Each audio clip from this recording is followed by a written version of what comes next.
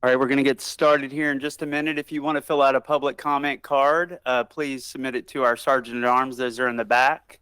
And just make sure you fill it out, check the item that you want to speak to.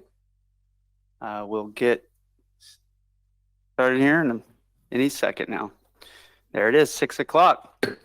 All right, I call this meeting to order. Today is February 15th, 2022. This is our second regular City Council meeting. 6 o'clock p.m. We're at 100 Polk Avenue in beautiful Cape Canaveral, Florida. Councilmember Willis, would you please lead us in the pledge?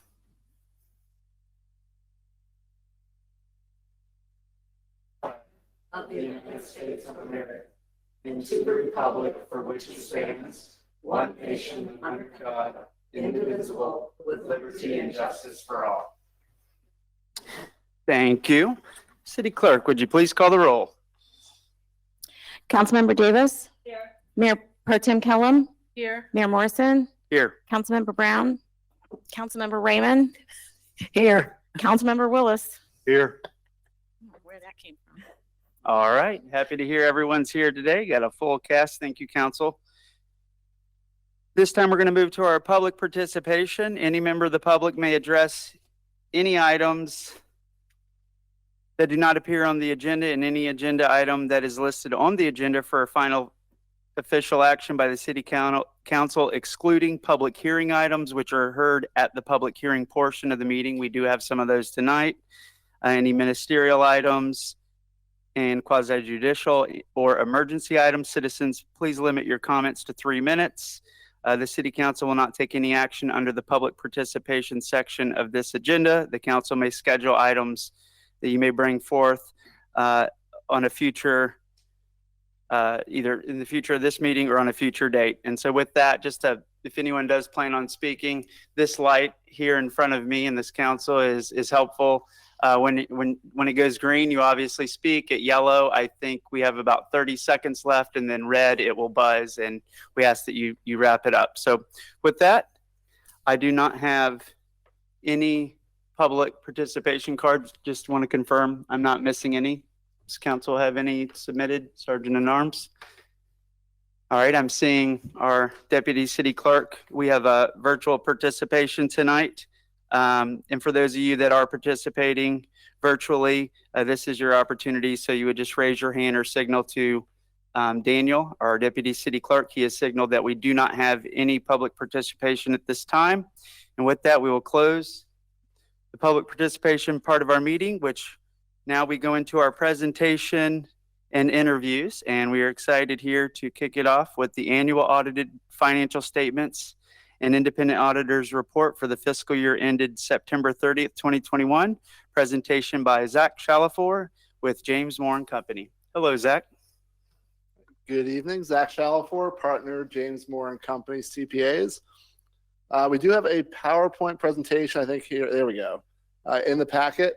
So of course, I did meet with most of you this afternoon, take a deeper dive. We'll kind of hit the highlights here. Of course, as I go through, if anyone has any questions, please feel free to hit them as we go, or of course, I will save some time at the end. First and foremost, thank you once again for the opportunity to continue working with the city. Big thank you as well to John DeLeo and his team in finance for all of their help through this process, being here kind of on schedule for the February council meeting. You are one of the first cities that we present every year, and timeliness is a key part of financial reporting, just from a relevancy standpoint, that we are discussing the audit as of September 30th, 2021. So the sooner you have those final numbers to kind of say where are we at going forward, and of course before the next budget cycle, the better. So to run through the presentation, on the first slide, following the cover here, did want to highlight the fact that the 2020 financial statements and audit report was awarded the Certificate of Achievement for Excellence in Financial Reporting from the Government Finance Officers Association. As in prior years, city staff does put together additional documentation as part of this report beyond the minimum of what is required. That gets submitted to the GFOA every year for evaluation and potential award.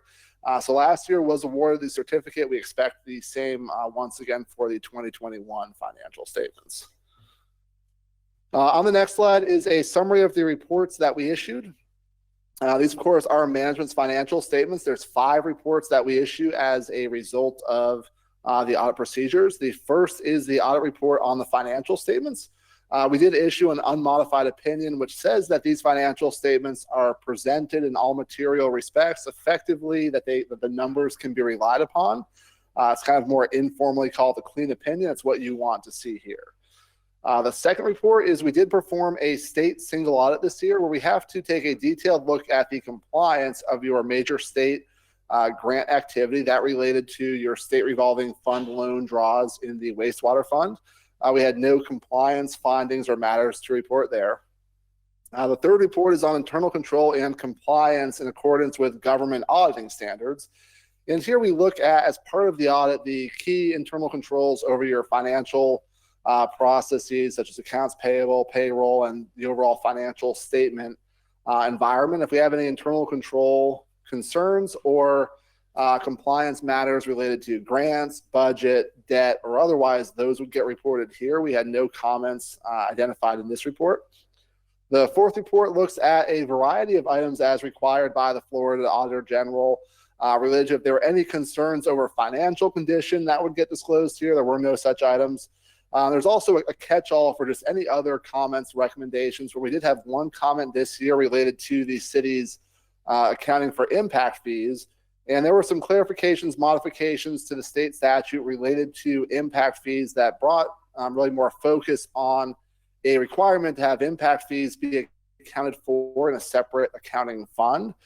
So our recommendation there is just to go ahead and split that out this year and then in your next budget cycle, just to ensure that the city is in full compliance with that statute going forward based on that recent amendment. And then lastly, we do look at the city's compliance with state statutes over investment activity and investment policies, and we did note the city to be in compliance with that specified statute. On the next slide, we have a quick 3-year look at your general fund balance, effectively your reserves, and you take all of your assets in the general fund minus your liabilities. Your total fund balance there of about $8.5 million was a decrease of about $4 million from the prior year. As you can see here, almost all of that was in the committed fund balance. That's where your debt proceeds from a couple of years ago related to the construction of the multi-generational facility were tracked and recorded. So that decrease totally in line with that change in the committed. Otherwise, you were pretty flat year over year.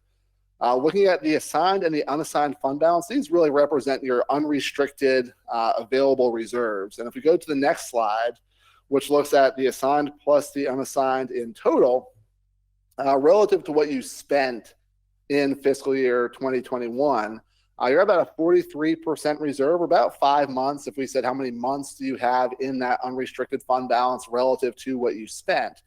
There's an internal policy looking at about 2.5 months. The GFOA recommends a minimum of 2 months and really says if you're coastal, 3 months is probably a better figure. I always echo the fact that that's a bare minimum recommendation, but the bottom line here is the city is in compliance with your internal policy, as well as in line and a little bit above those minimum recommendation benchmarks that are out there.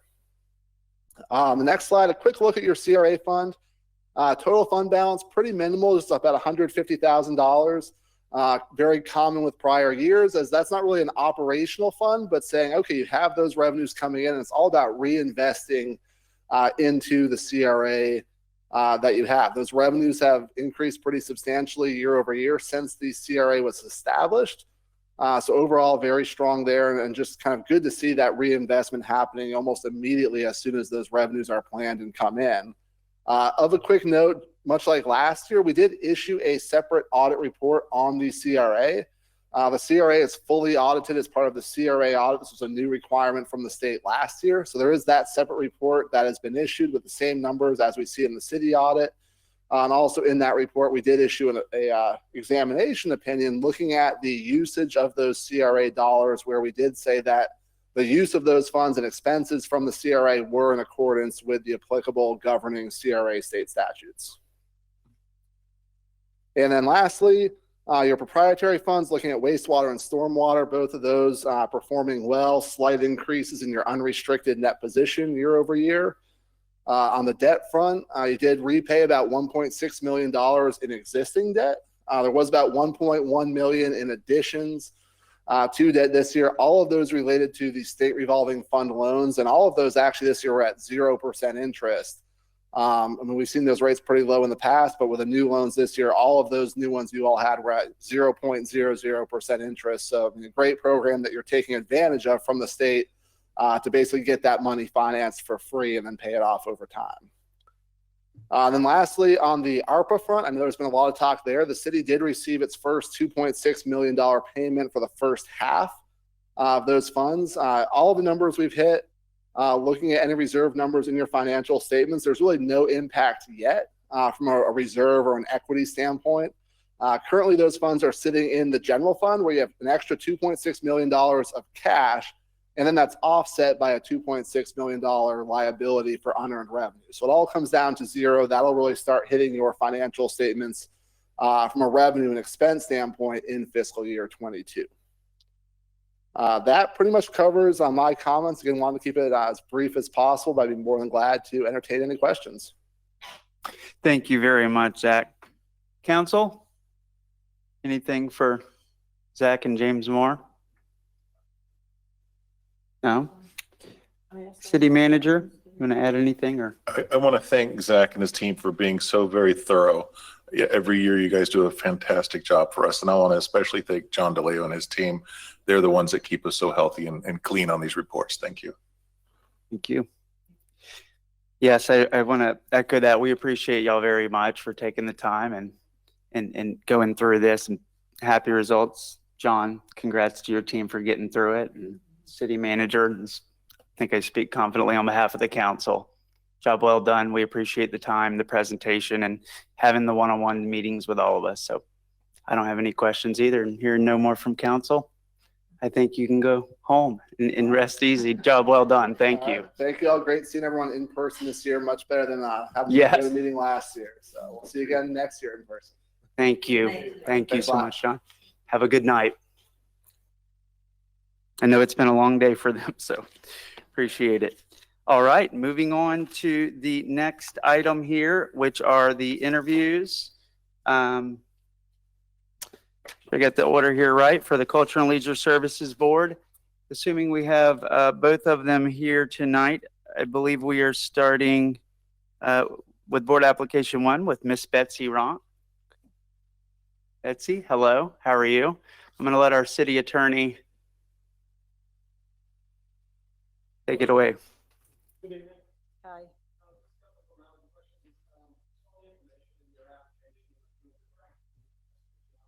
Yes. And please explain why you would like to serve on the board. Mainly because I've been very involved with many different things throughout my work career and my personal life, both in my church, in my community, in my children's schools, and in all of their activities. I was very involved. They were very involved with many sports things. So I'm very well versed. And of course, anybody who has kids in sports knows how it is with, you know, you have to be the soccer mom and the baseball person and coordinate the track meets and all of that kind of thing. So I'm very, been always very involved in different kinds of sport activities, which has also been probably because of my own interest in fitness. And so it kind of was something that I looked forward to being able to work with the Leisure Committee and hope to maybe enhance what the city can bring to health and wellness for its residents. I worked in the medical profession for 40 years and 20 years in a hospital and 20 years in management. And during that time, I served on a lot of boards and committees for health and employee wellness. So that also kind of, I guess, fed into a lot of my thought now that I'm retired and a resident here to get more involved from that perspective. Thank you, Ms. Ronk. Mr. City Attorney, are you through? That's it. Those are Awesome. my two Great. questions. Thank you. Mayor Pro Tem, do you have any questions for Ms. Ronk? Yes, hi, Ms. Rock. Hi. thank you for stepping up and thank you for being a concerned and involved resident. We need that and we need your input. That helps us up here. So welcome and glad to have you. Thank you. You, Councilmember Raymond. Betsy's my neighbor. So I know Betsy and she is certainly into fitness. She walks early in the morning and exercises a lot. So thank you very much. I think that you will fit in very well with this group. Thanks. You, Councilmember Willis. I just wanted to thank you for offering to serve on this board, and we appreciate your involvement and good luck to you. Thank you. Councilmember Davis. Again, I have no questions. I basically say the same thing as the entire council. Thank you, and we appreciate you getting involved and wanting to help the community. Thank you. Yes, thank you. We are lucky to have you. We appreciate you. And it's an exciting time to be on the Culture and Leisure Services Board with the big projects that are happening. So having good people on those boards paying attention, I know you'll do a good job of that. We want to thank you very much. Thank you. Yeah, I look forward to that. And that was another reason I think I had the time now and decided to step forward because I had throughout my work career been involved in many different building projects. They were healthcare related, obviously, and opening of a lot of new projects. So it was very interesting to me that to be involved in something like that. Thank you.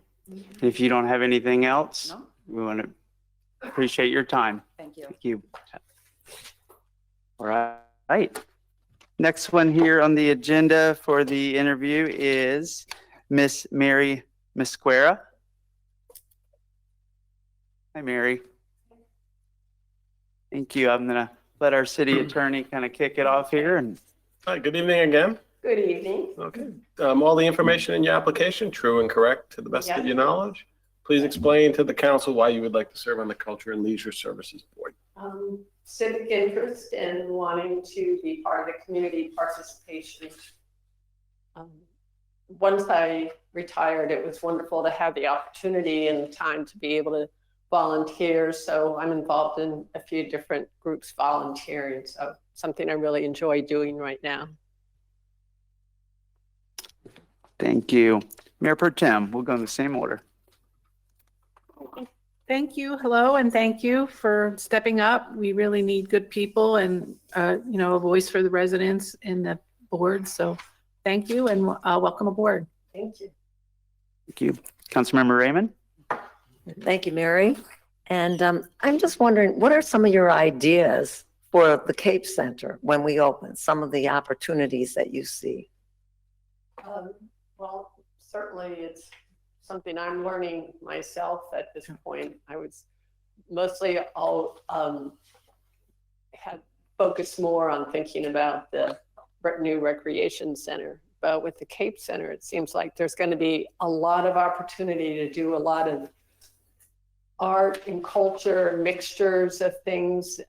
It just seems like it has a lot of potential to do a lot of new and different things here in the city. Thank you. Councilmember Willis.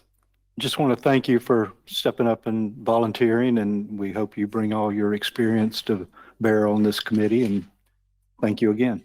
Thank you.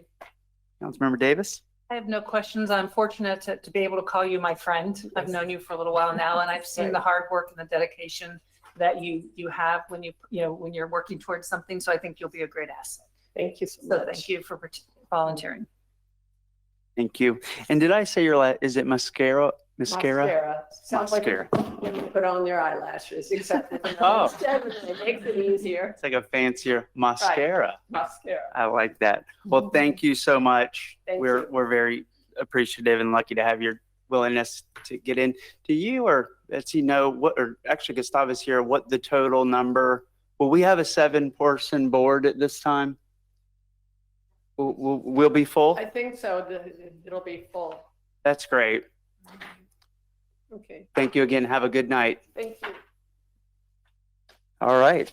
With that, that wraps up our presentations.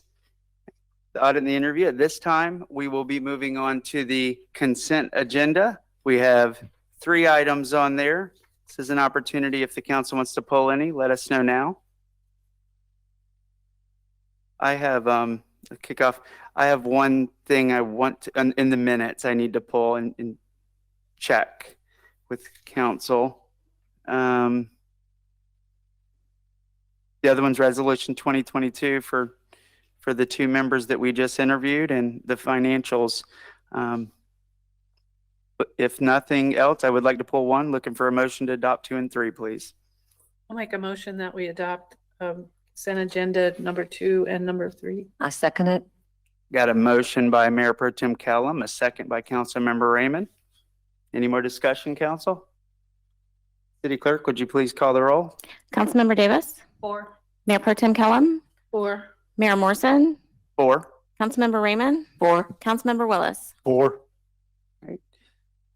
Motion to adopt items number 2 and 3 on the consent agenda pass, 5-0.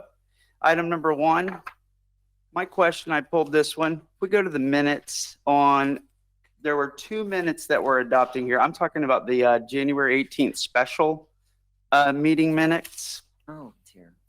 Item number 1, when I read through that and I watched the video, I wanted to see that the motion was made by, so yes, making sure everyone's with me, right there in the middle of the item. So item 1 in bold, which is very helpful. Our city clerk provides it. A motion was made by Mayor Morrison, seconded by Mayor Pro Tem Kellum, to direct the city attorney to provide a memo for closing in compliance with state law. In that meeting, I did pass out the statute, which was statute 166045 and the Attorney General Opinion 9053 to the council and to the staff. And my motion specified that statute and that Attorney General. I went back and listened to it, and I just wanted to talk to the council and see, or city clerk, if she wants to weigh in about the motion should say the specific statute that we wanted to check and vote for. So I'd like to propose, my motion is to amend the minutes to say a motion was made by Mayor Morrison, seconded by Pro Tem, to direct the city attorney to provide a memo before closing on compliance with state law, section 166045, and the Attorney General Opinion 9053. Because nowhere in here did I see that mentioned, and that was a big part of the discussion in the entire motion. Council, any discussion on that? Or I've made a motion to make that change. I guess we need a second at this point, if you're at least willing to discuss that. I'll make a second. Okay, got a motion by myself, a second by Mayor Pro Tem Kellum to discuss making that change, council? All you're wanting to do is change the minutes of how it states? Is that what you're trying to do? Yes, to add in the specific state statute and the Attorney General opinion. What's the point? So that when state law is a big word, I mean, state law is dense, big, and we were very specific with the portion of state law that we wanted to look at. And it also referenced an Attorney General opinion that this did not capture at all in it. So I think it's important for record keeping to know what section of state law and Attorney General opinion was distributed in paper copies, and specifically where we directed our city attorney to help us with the memo and focus his efforts. So it does say state law. You just wanted to say the Where in state law. Right. Which, when you listen to my motion, I think that my motion, I listened to it a couple times, specifically says that state law. And so at a minimum, to answer your question, Councilman Raymond, I think our motions need to be retyped as close to how we made the motion as possible, as clearly as possible.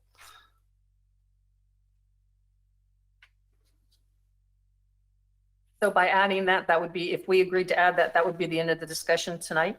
That you just wanted that? That's the only wording- change I want. Yes. That you just wanted that wording added? Yes. and I can repeat it if needed. It's the exact same sentence. And the last sentence where it says on compliance with state law statute 166.045 and the Attorney General Opinion 9053.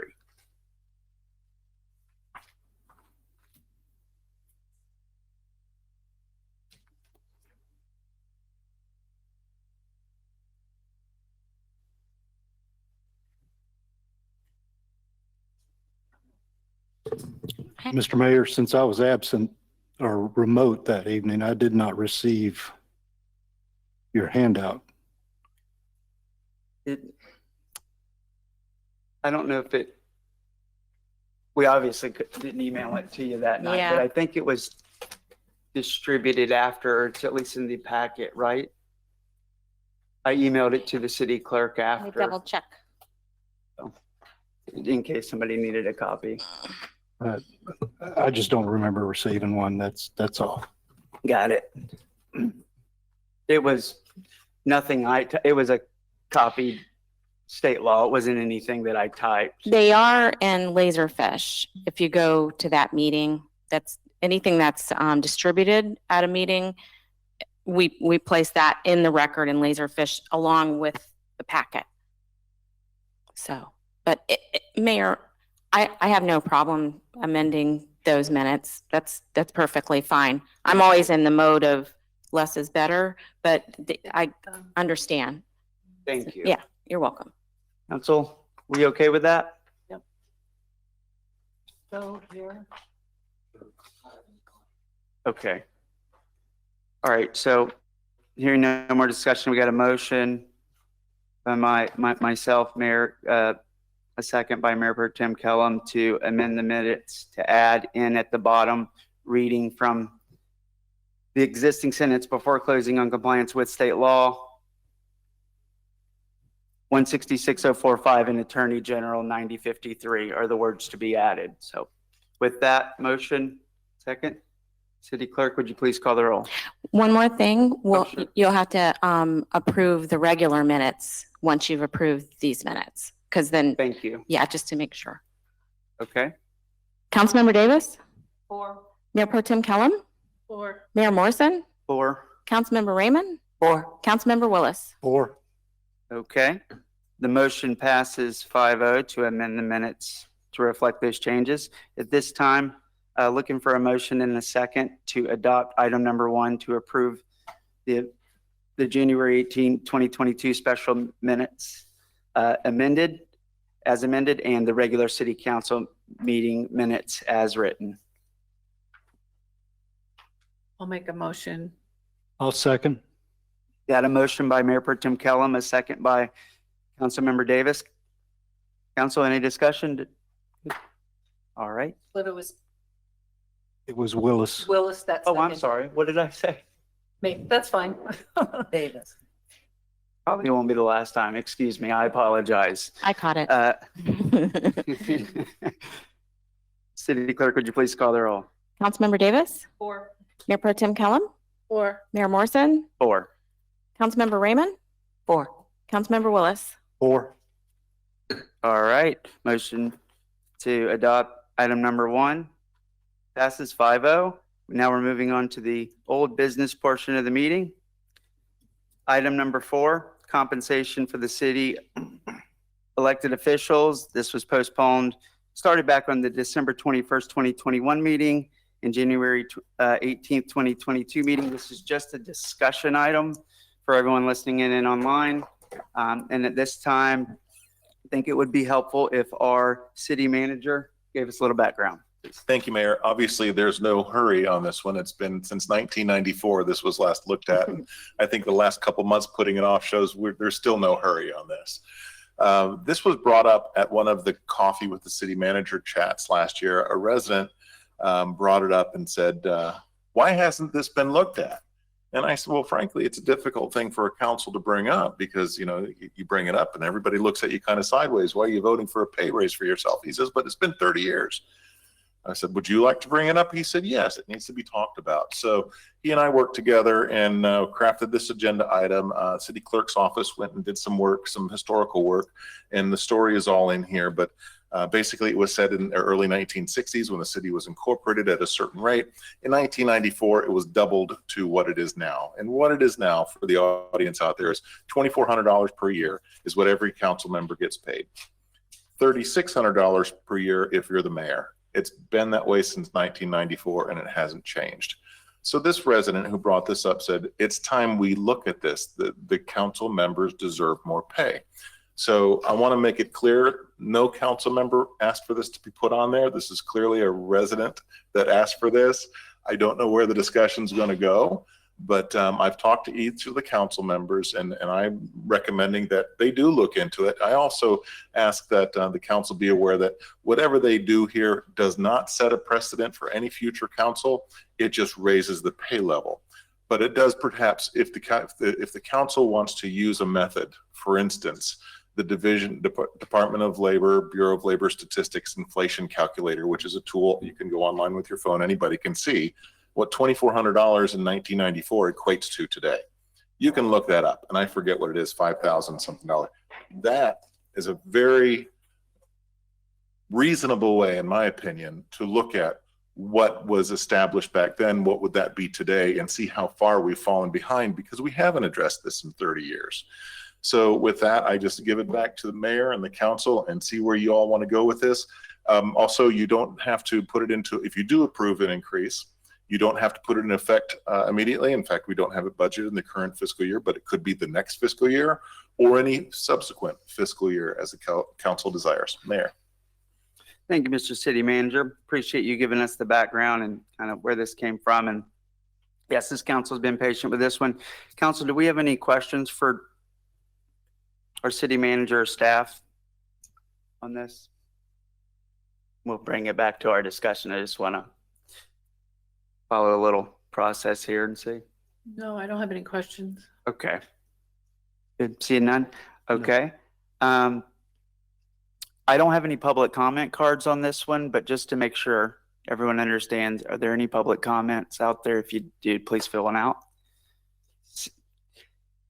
Daniel, do you have any hands raised online? Thank you very much. All right. Seeing none, we bring it back to the council. I think he has.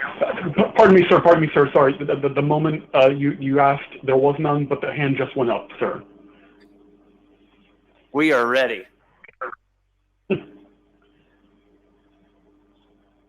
All right. Mr. Patrick Campbell, you are unmuted. You have 3 minutes, sir. Can you hear me okay? Yes, sir. We hear you loud and clear. Okay, good. Certainly thank you, Todd, for putting my comment the way you did. I appreciate that. And I know it's an awkward situation for the council to seem like they're voting themselves a raise, but this isn't really a raise. This is just to get them in line with every other city that I've looked into, and I'm sure you've done it also. This is something that needs to be done, and it needs to be done now, not for next fiscal year. And I will remind you that I also sent an email asking that you take a look at the salaries for city staff too, because I believe there are some gaps that have been, created over the years that's letting some of the staff members' jobs go unrewarded to what it would take, what it should be for today. So it was two parts. One, get the council paid more fairly, and two, take a look at city staff. So that's what I have to say. Thank you. Thank you, Mr. Campbell. Daniel, any more? No, sir, not at this time. Thank you. Council, back here. Anyone wants to go? You're courageous. Thank you. Thank you. I'll go. I don't support this. I feel that it's an uncomfortable thing to talk about. Anytime we're talking about money, I think it's uncomfortable. I come from a small town, and I always thought, and then I also have lived in the suburbs most of my life, my married life, 52 years. And I just assumed that elected officials did this as community service as a volunteer position. And I look back at my hometown and also the town that I came from, Manchester, Missouri, and I just assumed that you did not get paid and perhaps get expenses for traveling. Now, I have been traveling. I'm the traveling member of this council, and I have traveled. And I can understand that. Sometimes I put in for mileage, not always. Most of the time I don't.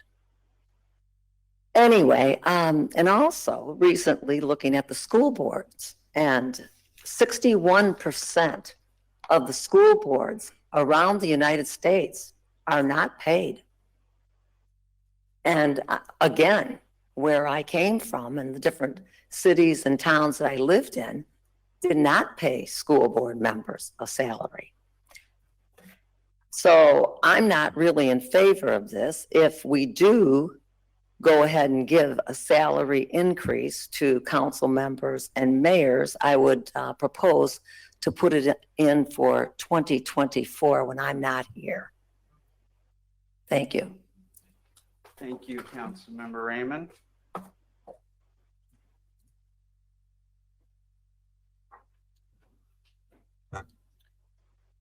Go for it. Whoever goes first can have it. Okay. Yeah, I don't think when you're ready. I appreciate Mr. Campbell's concerns, and I appreciate him speaking to the city manager on regarding us and what we do. And I know my wife has told me many times, you're earning your money.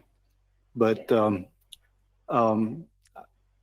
if we decided to do a pay increase, I propose that if we do it, that it doesn't take effect until the longest current term expires.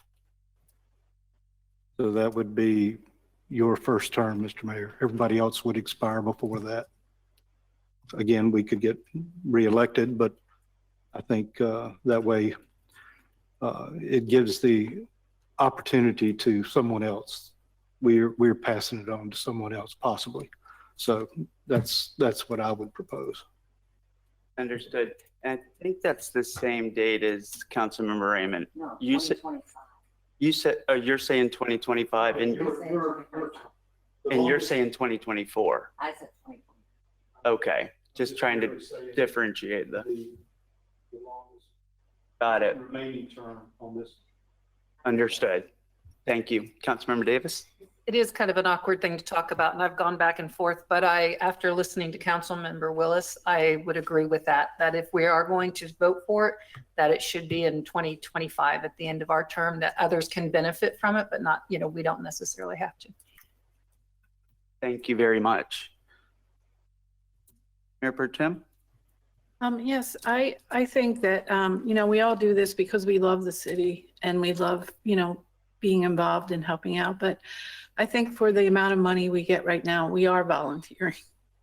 And I think that, maybe instead of going with the inflation scale, maybe if we made a motion just to move the mayor up to 4,000 and us to 3,200 is still not a lot of money, but it helps with, there's a lot of time goes into this, and, Angela does a lot of running around, and, if you're really trying to do the right things for the citizens, you have to do some research, and we don't have assistants. So I really think that a raise is in need, and, not go crazy, but to bump it up, $800 a year would be reasonable, and to do it at the end, like Councilman Willis said, the longest. So we're not giving ourselves a vote. We're letting the next people have, some more money. So that's what I would be for. Mr. Mayor? Yes, sir. Just for information's sake, I looked it up. As City Manager Morley stated, the CPI inflation index, if we went with something like that, it would be $4,615 per council member and $6,153 for the mayor, if that was what it was. And frankly, I'm not comfortable doubling a salary. So, if we did something like that, I would strongly urge us to extend it beyond the longest current term. So. Understood. So no one's really strongly saying absolutely not, but if we do, there is consensus that it needs to be on a future date. 2025, I think is the date I'm hearing. This is something that I think that you can pay an elected official can get compensated too little, and there's problems when you compensate elected officials too low. I think there's problems when you compensate elected officials too much. I think people talk about problems with U.S. Congress and what they get done. And, when you think about local government, if we don't go to work, the trash doesn't get picked up, and our city staff doesn't go to work, the trash doesn't get picked up, the toilets may not flush, the water isn't there. And so we have an important job. And I think none of us said, I'm going to go do it for the money, because the response to that is, respectfully, what money? I would think that every council member up here is putting in probably enough hours to, if you did the math, it might be $1 or $2 an hour, if less than that when it's done. But the rewards are there without the money, to know that we can make a positive difference in the community. And so I think there is a balance. I think it's a mistake to say no pay. And I think satellite was one that was pretty much very low. And I think that the challenge is, when we just went to that visioning, is the types of people, and I've thought about this for a long time, not for myself, for the future of Cape Canaveral. And I'll get right out front. I don't have a problem with what we're talking about going forward. And I think it's wise. But the challenge that I see is the types of people to run for office. And this needs thought. It took me some time. If you look at the history of Cape Canaveral, has largely been retired or later in their business, fixed income, or, have enough money, blessed enough to have a residual income where they can break off. And our city manager and I talked about this, and it's rare to see somebody. So you either have money, I think you have time, or maybe I'm just the crazy one that does it. And so it's rare to see somebody below the age of 40 years old, in their 30s as I am, to run. And I think the reason why is because that's the time where people are raising their families. I've got my own business. We're running around trying to get our kids to practice, and they'd love to, just don't really have the time. And I think that we heard at the visioning at the last meeting I heard on several occasions, I think the council is, we'd like to see more young people get involved in this city. And if we were able to strike the right balance on a future date, I'm very interested to see the positive impact that does to welcome more diversity into the types of people that run for office. Because there's a lot of talent out there, and it shouldn't be a full-time job that someone could exhale on. But when you look at the county commissioners, have 600,000 people, bigger job for 5 people. They have 3 legislative aides, $50,000. When you look at, our state reps, 2 to 3 aides, $20,000. Budgets, per diem, resources, right? And I would argue some of those are heavy. But the cities, and thanks to staff's work, the cities, the municipal, the really important ones who we want to go out and advocate in intergovernmental relationships to find the talent that can go be a voice for the city and the citizens, are like on very low salaries, if anything. And it just, I don't know why that is. It just didn't seem right to me that if cities are always getting run over and, you know, the county's got the resources and the state is out there, you know, overreaching and home rule. Well, we might need to look at not even compensation directly, but putting more resources to the legislative branch of this council, whether it's a legislative aided independent person who can review policy, interface in between our city attorney and city manager, and work on behalf of this council. Part-time administer inbound. I get an immense amount of emails in my outbound, in my outreach. And I've seen weeks where I'm doing 15 to 20 hours a week. I've seen weeks where I'm hitting, I'm not lying, 55, 60 hours on very intense weeks. But on average, I'm probably 15 to 20 hours a week. I'm just being honest with the citizens on the time that goes in. For those intense ones, I think we've all felt it where we've had big agendas. We got 18 agenda items. We're talking about doing more workshops. I'm excited to hear this council say we do want to make a change, and it's something that I think doesn't have to be anything that we're, you know, ashamed of. I think the citizens, engaging them and getting them involved was my hope, is that we don't need permission. I don't need permission to do this. I'm going to continue to talk to the residents about this, but at the next election, November, the following election, November, to wait 3 to 4 years, that has, I think, risks. And this isn't about my income.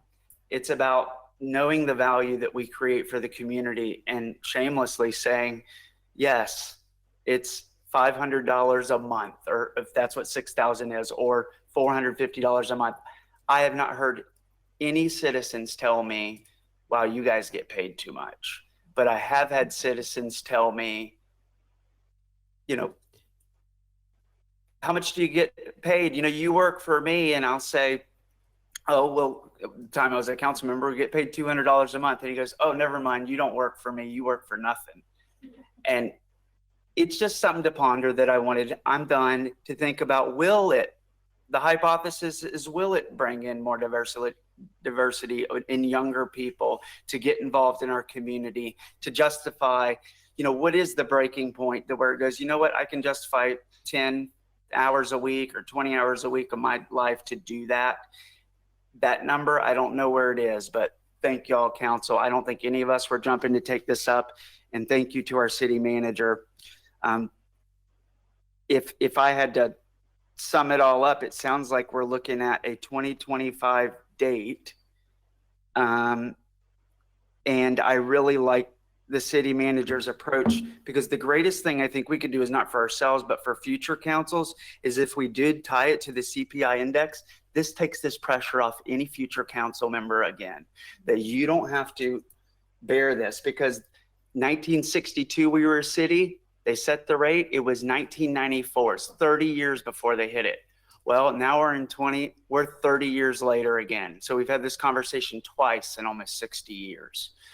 I think if that trend continues, it won't be until 50 till they have it. And so if it could have this rolling, that might be a good idea, but that's it. Do we want to vote on a future? I think having one more discussion on it might be good and try to get some more citizens involved, but I didn't want to do that till I at least heard the initial thoughts of this council. So obviously not a hurry.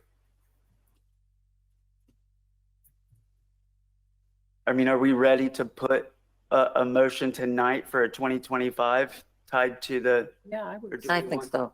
Oh. I think so. say. Okay. Citizens, I will, if there's any comment now that you've got a chance for us to unpack that a little bit, please feel free. I think I would like to talk to the citizens more about it before we vote, but if we did this, we would have it would require 2 public hearings because it would be an ordinance change. Right. Is that correct? That's You probably, fine if you for- started working on the language, the soonest we would get it would be March, when I don't think we're expecting that. So we're going to see this at least for the next 60 to 90 days. Yes, sir. And to clarify what I think I'm hearing correctly is the council is in favor of whatever we approve going into effect in the 24-25 fiscal year budget beginning October 1st, 2024. Yes. That probably would be If right. if everyone's saying yes to that, I think I heard 24, 2025. 25. Is it about Well, when my first term? Well, yeah, ends? because we're in 22 now, Yeah, so 2, 3, 4, November 2024, yours ends. Right. it ends. So starting October 1st, 25, it could be you or another new mayor. October, Or November. 2024. 2025. It would be meeting will November have- 24. Will Yes, begin the second yes. term. of Yeah. the new Yes, yes, that's fair. Yes. 24, So it would be effective immediately on that date, October 1st, 2024. Mhm. November. The fiscal year would reflect that as the new The payment. fiscal year starts October 1st. Oh, okay, I follow you. So we would make an effective date, say, of December 1st, 2024, to make sure the current mayor doesn't. Oh, I understand what you're saying. Yeah. It would, for budgeting the fiscal year, it would go in the budget, the election would happen. I'm just making sure, and I wouldn't Yeah. receive payment in that Right. November. October was throwing me off. Understood. Is that, I think we all agree? So do Okay. we need a motion? Yes, and I think, my only question is, do we want to set it at that amount, 4615? And then the number, and I want to make, Todd said mayor gets paid 3,800. I It's- think that might have been accident. I said 36, it was wrong, it's 32. It's 3,200. Did you make your math off 32? 32, yeah. Okay. You might be the best to make the motion, Councilmember Willis, if you have the numbers. Well, if we're going to push it off 3 years, or basically 3 years, shouldn't we just make it the CPI At that time. inflation at that Brilliant. date? Yes. So Okay, I make a motion that we approve a pay increase for the fiscal year 24-25 based upon the current consumer price index inflation amount at that date. For council members and the mayor. I Yes. second it. Mhm.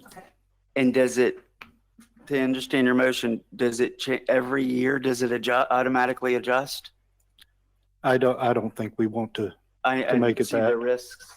Yeah. Yeah. I think it's a one-time thing unless a future council wants to take it up and And we'll have and time let to them, think let, on it, maybe every, years.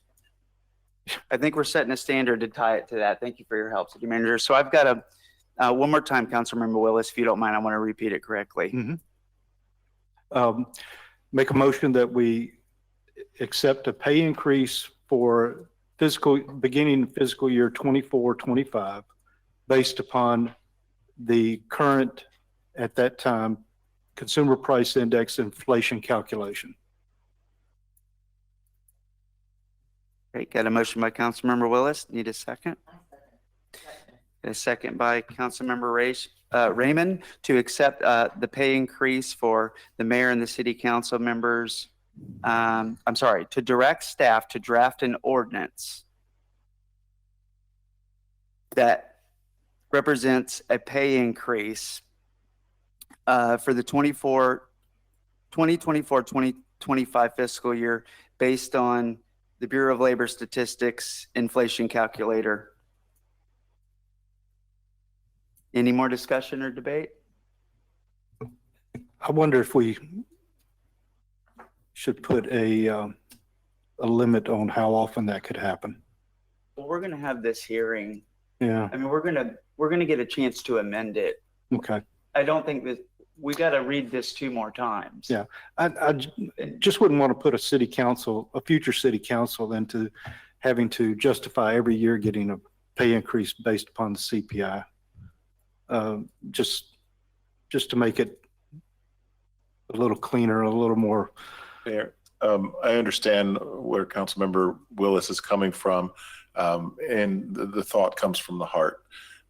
But the reality is that a future city council can do anything they want with whatever we do here in the next few months. But what you're doing is you're sending a signal to the future councils that this council thinks a CPI based on $2,400 in 1994 is reasonable, and we're going to do it, setting up the future for the fiscal year 24-25. That's all we're saying we're doing. We're not binding other councils to anything, but we're saying, here, look, this is what we did back in 2022. Let the record reflect that. And I don't think we need to say anything more than that. I think that's important because I don't think that we want to tie future city council's hands. Right. Or something like this. What you are doing is sending a message to the future, though, by what you're doing. So we just want to give clear direction to city staff so they know exactly how to draft this ordinance. Do you have that? Yes, sir. We're directing the city staff to create an ordinance. It will be 2 readings. It will be beginning effective on the fiscal year 24-25 budget. It will based on the then CPI of the $1994 equivalents. Good. Any council? Good. Good time, Tim Beckett. All right. So I've got a motion by Councilmember Willis and a second by Councilmember Raymond.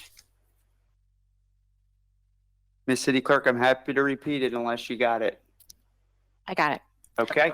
Please Count- call the roll. Councilmember Davis, 4. Mayor Pro Tem Kellum, 4. Mayor Morrison, 4. Councilmember Raymond, 4. Councilmember Willis. 4.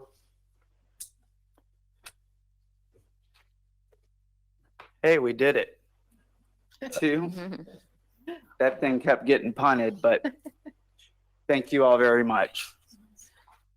All right, at this time, we are moving on to item number 5. We're still on old business, another one that's gotten punted, for lack of better words. This is Councilmember Raymond's item, electric vehicles on sidewalks. It's been postponed. Councilmember Raymond.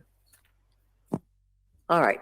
I think most of you know that I'm biking most days and I'm trying to get 60 minutes a day in. So I get around the city, and as I'm looking around the city, I notice many, many things. Today was very interesting. The electric vehicles have gotten to be a real nuisance in so many respects. It's very difficult if you're walking on the sidewalk, and if the electric vehicle is coming on that sidewalk behind you, you don't always know that. Some of these electric vehicles go pretty fast, and it's pretty scary at times. And even bike riding, I'm afraid that I'm going to get into a crash. And also on the beach, I didn't mention this, but on the beach, it's gotten to be very difficult for walking on the beach. And we have more and more electric vehicles every day. Now, we don't have, I think that the law says that we don't have motorized vehicles on the beach. However, I do not see anyone get any type of a warning about that when they're zooming down the beach, and they are zooming fast. I'm worried about a child getting hit because children often run from the sand to the beach to the water to get more water for whatever castle they're making that day.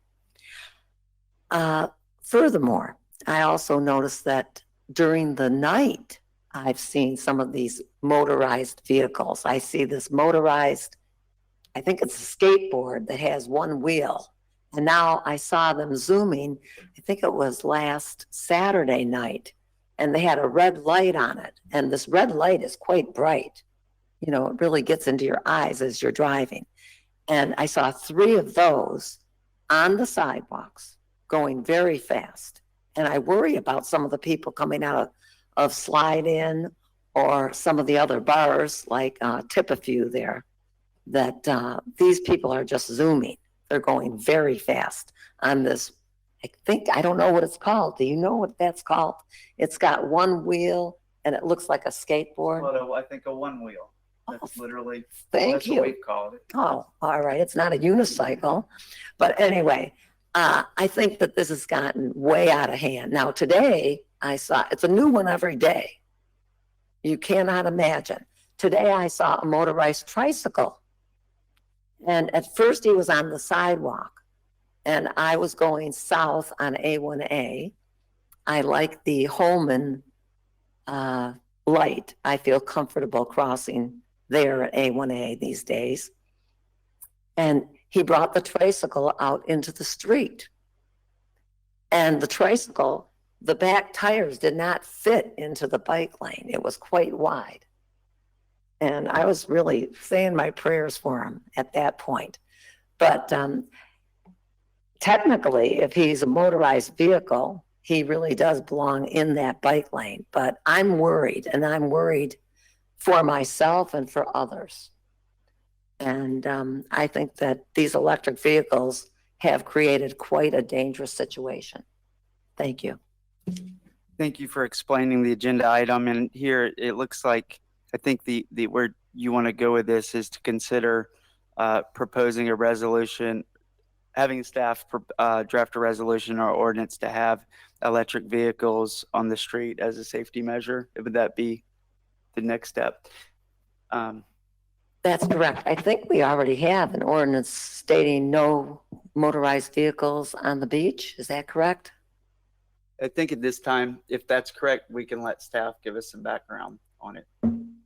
Yes, and Gustavo, you may know also, I believe the general prohibition is no motorized vehicles on the beach. Is that correct, Gustavo? So that is an enforcement challenge, as Councilmember Raymond pointed out. It happens, and catching it, and we can talk to Deputy Lockhart about that. But as far as on the sidewalks, I think it's very important to note that we are also going to be looking at the golf cart ordinance in the very near future, possibly on the March agenda. So if we're talking about authorizing golf carts on the city streets, and we're not talking about A1A here, we're talking about certain city streets. We are also talking about taking electric vehicles and enforcing them onto the streets.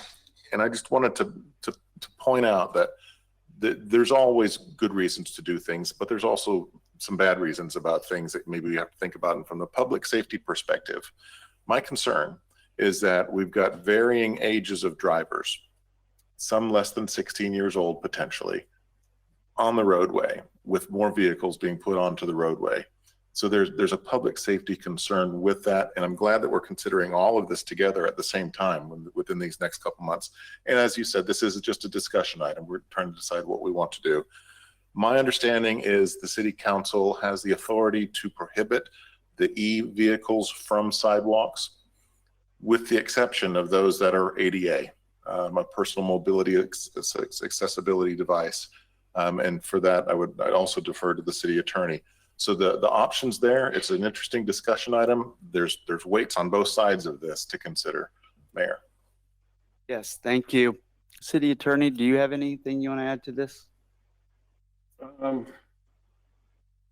mean, there's statutory authority for the council to regulate these motorized bicycles on sidewalks. I think you really, while you have the authority, I think you need to dig a little bit deeper regarding with probably talking to the commander, talking to the city manager and staff about the consequences of prohibiting those types of vehicles, as the manager indicated, from the sidewalks, because they get pushed to other places. And you need to probably take a little bit holistic approach to it, because it may have unintended consequences. And just to understand, when you, as an example, prohibit a electric scooter, I mean, an electric bike, that's a great example, off of a sidewalk, you're saying that's going to put pressure in our streets and maybe the pedways or the bike lanes. Right. And that's something. Yeah, it depends on the street, right? What may be available. Electric bicycles generally are treated just like any other bicycle in terms of their ability to operate on roads and sidewalks and streets. With that said, the legislature has carved out an exception to allow municipalities to regulate these electric bicycles and other devices on sidewalks. So that authority does exist on a city by city basis. But you got to really consider, because my experience with other cities, the lay of the land and potential consequences.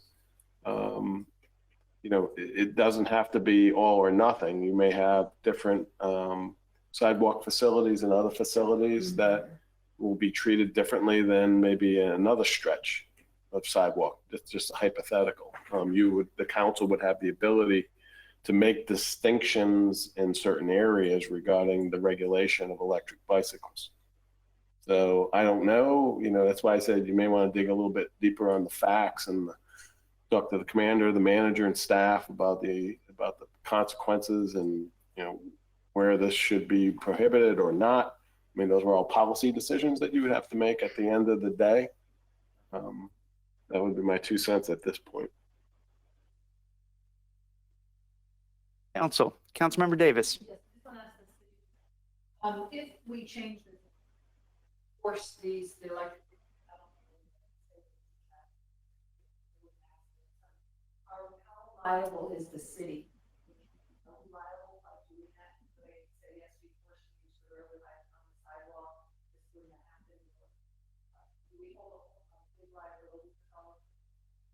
I mean, there's always a potential for liability in everything that municipalities do. But, generally speaking, when you make policy decisions, planning type decisions, there's certain immunity from liability for those types of decisions. But it's not as simple as that because the facts of any particular situation could turn that legal principle and immunity on its head. So yes, there's some general protections for planning level type decisions, but every accident has its own story to tell. And as you know, just like any private corporation, private individual, municipalities can be liable for negligence. That's determined on a very fact-intensive case-by-case basis. Mayor, if it helps the council, we'll likely be taking up the golf cart ordinance very soon. The decision made on that can help inform a decision made on this, if that makes sense. Yeah, it does. In fact, I'd zoom out even more and just talk about mobility as a whole in the city as we're looking at the presidential master street plan visioning. I know that Councilmember Willis has put some sidewalk items on here. And when we zoom out of our 2 square mile city and look at the bird's eye view, I think citizens have talked about it, the visioning, doing piecework and patchwork. And so it'd be healthy for us to, I agree, that there's an issue when bikes are going down the narrow sidewalks or these things, when there's a pedway or there's a road there for them. It certainly is annoying at best. And there's good reasons why some of those bikes are on that side of the road. And so that's why the unintended consequences is that I think our city attorney's warning us is we really need to think about this and go, you know what? There's the one size fits all can bring challenges. The liability is a good point, but if we can give our city the direction it needs to know that, hey, when I'm on anything moving at this speed or this device, this is clearly the way. And I think we've got a big opportunity to get it right. And mobility as a whole in the city, I think, is a big question. But I agree with Councilmember Raymond that if I had to say what I believe is the best is, bikes, the sidewalks, not the pedways, would be better suited for walkers as much as we can. It's that cleans a lot of it up because there's this 12-foot pedway there. They can do the road. Well, the walker, that's, if I'm walking on a sidewalk and I pass one other walker, I usually go just 2 walkers is a full house. I usually walk in the grass and let them go by. Now, if me and my wife are walking in the sidewalk, and then you and your spouse are coming on, it's designed for low profile and how many passes do you have? If I walk from Washington or from Central Avenue to Johnson Avenue, the full stretch of Ridgewood. On a busy day, I might pass 15 people, but improving that, I think this is a good item for us to look into. And I think if staff knows it's on our mind, we can take the city manager's recommendation and start to consider it with the golf cart ordinance.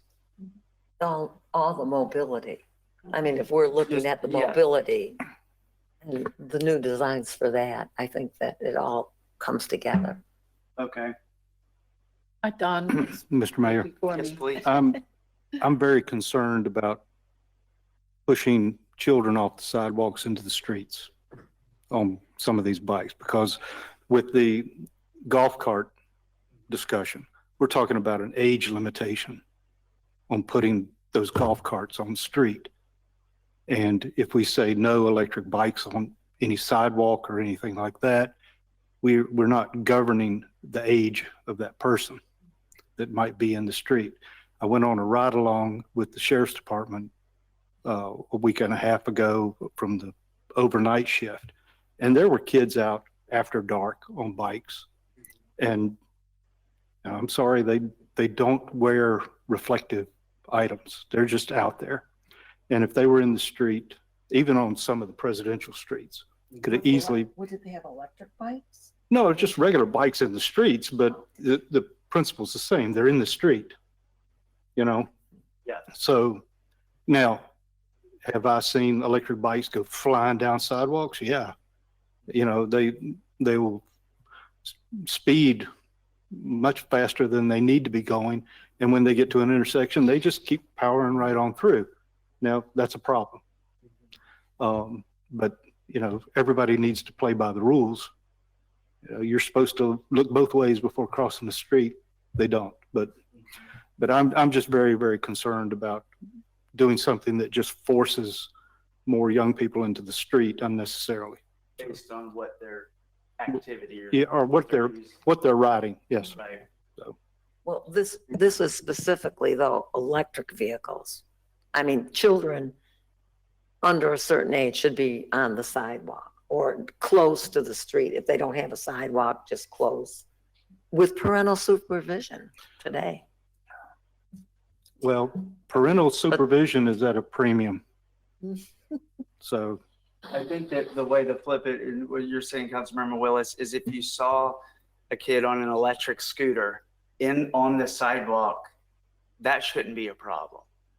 Right, That's obvious. Yeah. that's exactly where you want that. it shouldn't be, but if we're going to look at an ordinance, you know, are we going to say no electric vehicles? Or are we going to say no electric vehicles for anyone under 16 years of age? No. Or over 16 years of age? What is the, you know, but again, 16 years of age doesn't guarantee wisdom, so. Correct. 60 doesn't guarantee wisdom. Who you talking to here?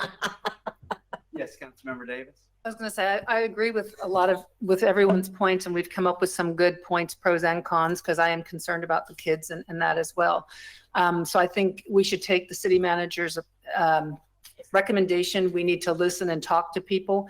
And one thing we have to remember is the city's vision, walkable, bikeable, you know, so we need to keep that in mind, listen to what everybody has to say, and then make a valid decision on golf carts and on this, keeping in mind that how we want this city to be with our vision as well.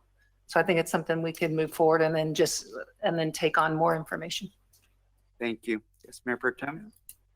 Yes, I agree with what everyone's saying, and I think we definitely need to dig deeper into this. And I think electric vehicles are the future, and to look at mobility in our city as a whole is really important moving forward. I met a couple at Winn-Dixie, and they had those electric bikes and they had baskets on them and everything. And I said, oh, they're really cool, you know, talking to them. They sold their car, and that's how they get around.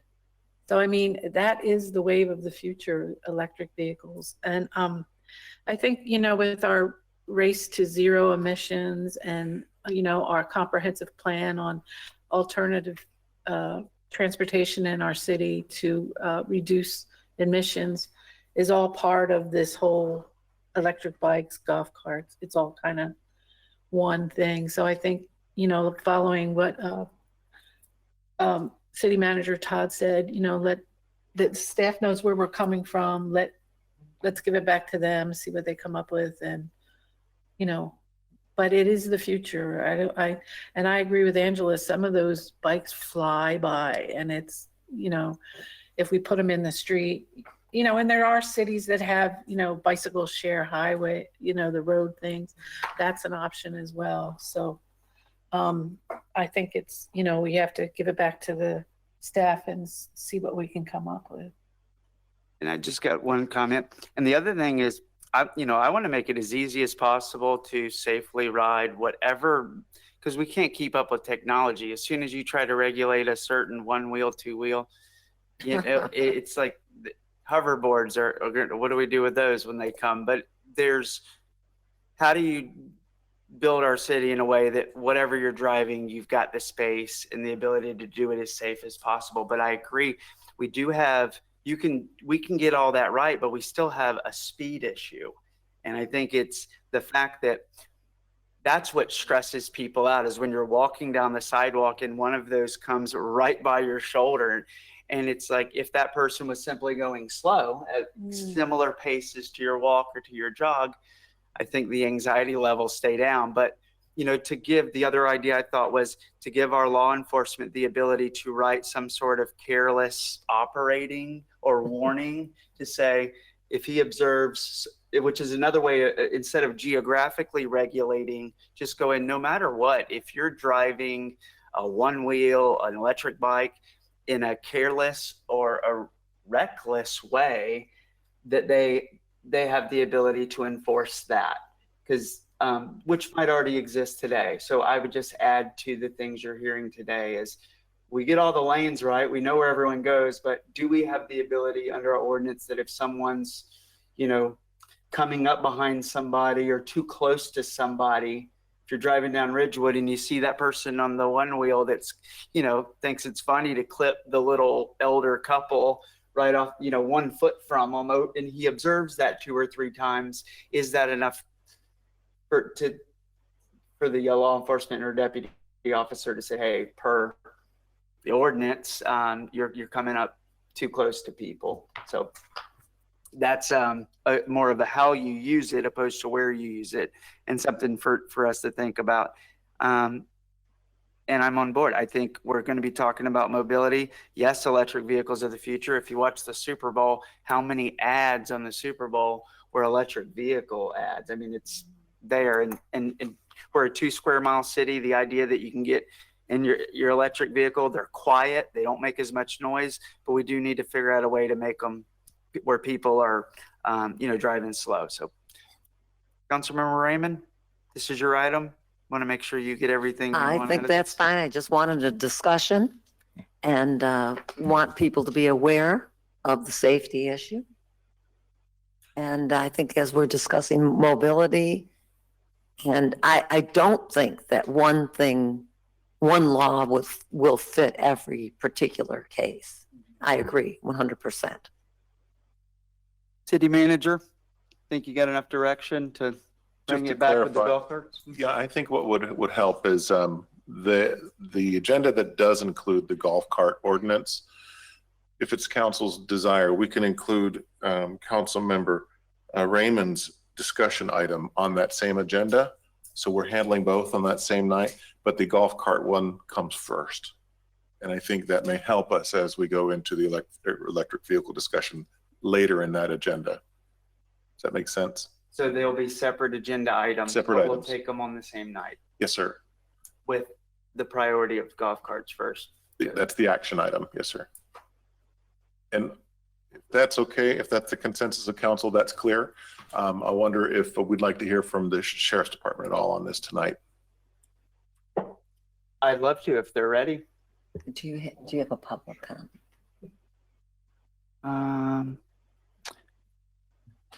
Actually, and yes, I do. Thank you, Councilmember Raymond. I do have one card on this, but please. You guys have any questions for me? Anything specific? That item on, if you see somebody on a side, say the pedway on Ridgewood, just as an example, and if they're riding and you see them consistently coming up behind people really close and kind of spooking them and going 25 miles an hour, is that your charge or a Well, we can citation for that? obviously stop them for general safety of the community and stuff like that and talk to them. I don't know that there's a specific statute out there that, you know, would allow us to cite them or give them a citation. When it comes to bicycles and electric bikes, the way statute currently reads is there's no, they don't differentiate. You know, but at the same time, a bicyclist is supposed to yield to somebody that's walking. You know, perception is another thing too. You know, what I perceive as dangerous may be different than the way you perceive something as dangerous. But I could tell you this, that if any deputy was out there and they perceive somebody that is acting dangerously, we're going to stop them and at least educate them. So. I have a question. Yes, ma'am. Accidents. How many accidents are there? Now, I do know of one particular one where a lady had a broken shoulder. She was walking her dog and she was hit by an electric bike over on, I think it was Madison. That's a few years back. Off the top of my head, I do not recall any specific accidents that include electric bikes, but it would be something that I'd have to check with my staff to see what statistics that we have. And, you know, in future council member or council meetings, that would be something that we could bring in here and, you know, better educate you guys on that. Okay, thank you. Is there a speed limit on the sidewalk? I mean, when I run, I break it all the time, you know, but no, Me I'm too. just joking. Yeah, if you're going, I've never got a running speeding ticket on the sidewalk. I would be honored to have that though. I'm slow. I couldn't qualify. But if somebody's driving a bike or an electric bike, you know, 25 miles an hour, is that? There's not, again, off the top of my head, I don't know that there is a specific speed limit for bicycles on the sidewalk. I mean, I don't know if the city attorney has anything that he knows off the top of his head. Is But that? Yeah, if there's somebody who's acting dangerously, you know, like you discussed earlier, you know, somebody's driving really fast and coming really close to hitting somebody, and they're not yielding to pedestrians, and then, you know, there's something that would give us teeth to kind of stop them.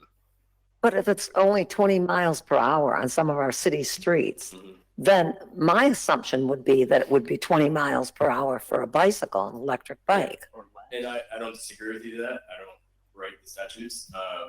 You know, now if there's a bicycle on the roadway, let's just say we found an electric bike that goes 40 miles an hour, and they are a vehicle, and then we can stop them and pull them over for speeding.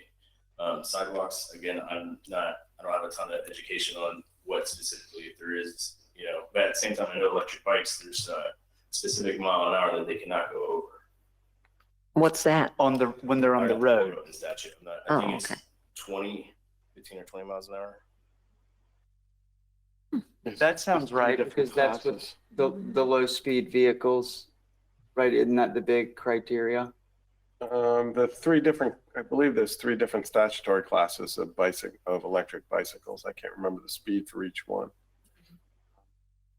You know, another question I have, if I could, Please. From your experience out there in the community, do you see other types of electrical, like micro-mobility devices out there? Because I know we're just limiting our discussion to electric bicycles, but there are other micro-mobility devices that people likewise use on sidewalks. Could you maybe elaborate on that? Yeah, the ones I mostly see were the one wheel ones that we see on a regular basis. And then I also see at times children, as we discussed earlier, riding scooters on the sidewalks. Now, they're not terribly fast. I mean, I don't know what their top speeds are or anything like that.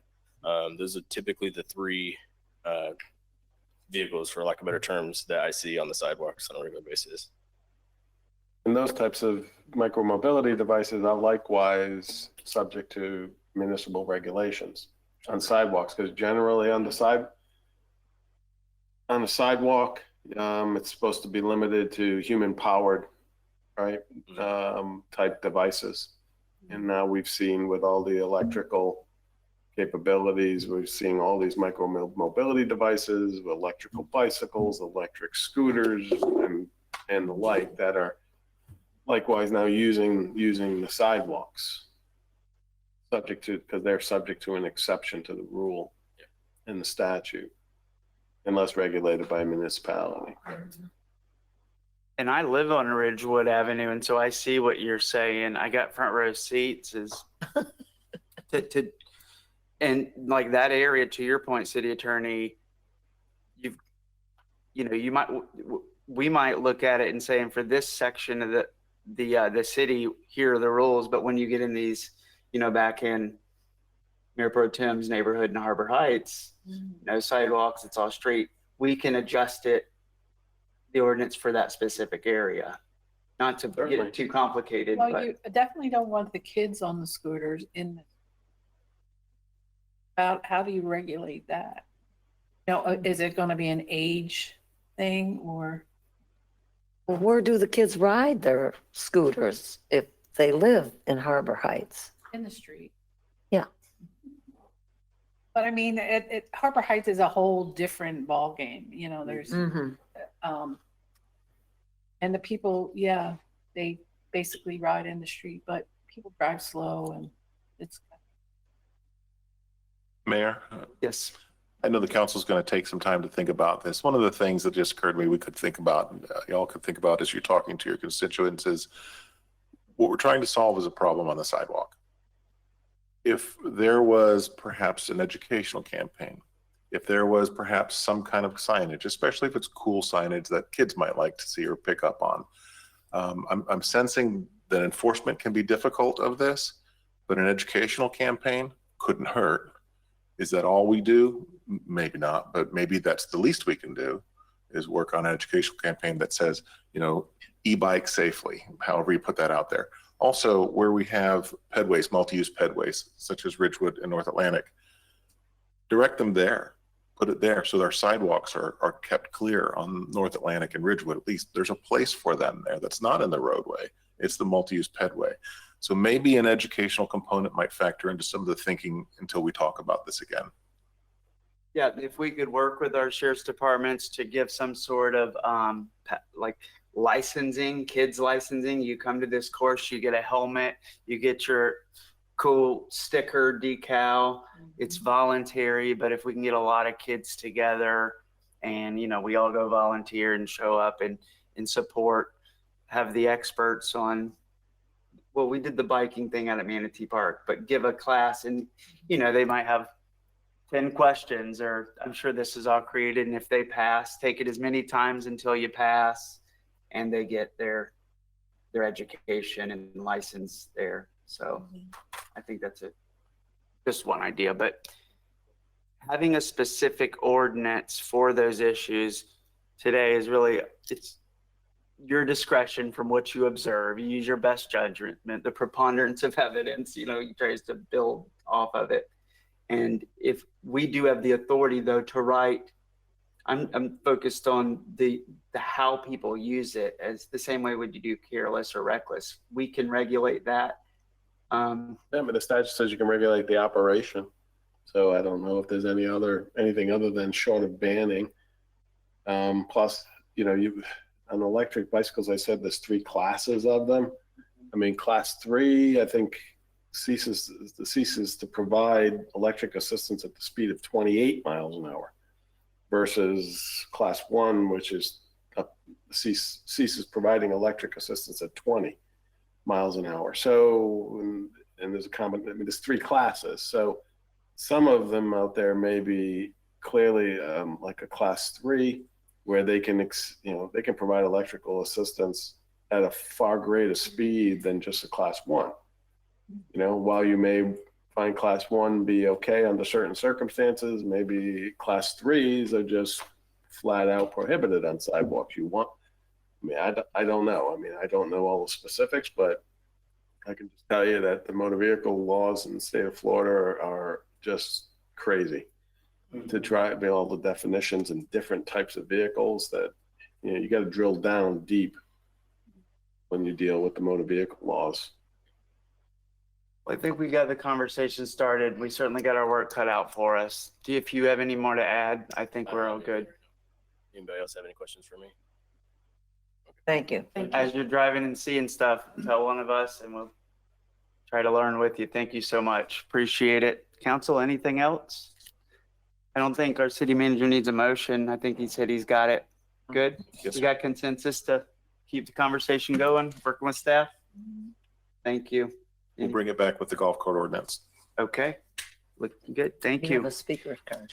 Oh, so at this point, I do have a card. Thank you, Councilmember Raymond. This is from Miss Teresa Camp on this subject. Item number 5, motorized bicycles. Hello, thank you. Thank you for having me here today. My name is Teresa Camp. I'm a resident of Bar County. I live in Merritt Island. We were snowbirds and we came down here in 2015, became resident of Brevard. Well, I walk the beach. I walk Jetty Park, I'd say about 4 times a week, maybe every day. And I had an episode on January the 9th. It was a Sunday, walking on the beach. I was walking south and a motorized bicycle was coming towards me. So I just stopped because he was coming. I didn't know what he was doing. So I stopped and he went around me. So I said, all right. So I just kept walking. I turned around. I had motorized bike, electric bike here and here from the back at the same time. Really spooked me. I even screamed and yelled. I said, what are you, crazy? What's wrong with you people? I said, well, you have the whole beach. And he did turn around. They weren't pedaling it. They were going fast. And that really spooked me. Because I'm originally from New York and I don't get spooked very easily. So it's dangerous down there. If you ever have time this weekend or any Saturday or Sunday, because that's when they're all there, go down there. Go see for yourself. I mean, I'm telling you what happened to me. And today's my birthday. I told Andrew Happy I'd come. birthday. Yeah, I'm gonna go home and have a glass of wine. Then I'm drinking drive. And but if you can go down there and see. Now, the reason I'm here is because if I had moved to the left, or to the right, I would be here telling you that. And I don't want it on my conscience that I didn't come to tell you what happened to him. Okay? So now I go home and now it's on you. So thank you for listening. I mean, it was scary, you know, and I know all the fishermen down there. I mean, I know everyone. I wear an orange hat. They all know me, you know, so I wanted to make an impression because I walk by myself and I want everyone to know who I am when I go down the beach. I mean, when it was real cold, you know, I'm all bundled up and they go, is that you, Teresa? And I go, yep, that's me. But they all know me down there, all the fishermen, the people that walk on the beach, you know. So, like I said, go down on the weekend. See it for yourself. Now, just want to clarify, Ms. Camp, go down, about at the beach every single day, just about. Are you talking about down at Jetty Park? Yes, Jetty Park. Okay. And I'm going south. She walks south. So you start at the pier Yes. And where the rocks are, yeah, and you then walk south. How far do you usually go? Do you walk? Let me see. Because I definitely see them out at Harrison. I walk Harrison to Cherry Down. Ambitious, I'll go to Cocoa Beach Pier. Every once in a while, I'll go down Yeah, that go far. down. Well, do you remember a long, long time ago, it was a tree that they had all ornaments on there? If you ever went down there? Yes, You know what I'm that's talking about? near Jackson Avenue. Yeah, or- Jackson, yeah. Yeah, it had all ornaments in there. I walk sometimes further. Okay. Okay, and then you turn, Thank it's you. not there anymore, but I'm trying to tell you where I'm at. And is it your recommendation that, because I just want to make sure that those types of vehicles should not be on the They beach? should- Okay, just want to make they sure I shouldn't be on the understand. beach because we have elderly people that walk there. We have children that are playing. They come with their families. Some of them have 4 or 5 kids, you know, they're all running around. You know how kids are. One moment they're here and one moment they're over there. They're running around. And And these were electric vehicles? correct. Okay, so Because it- those are not allowed. Is this just an enforcement? This is an enforcement issue? Right.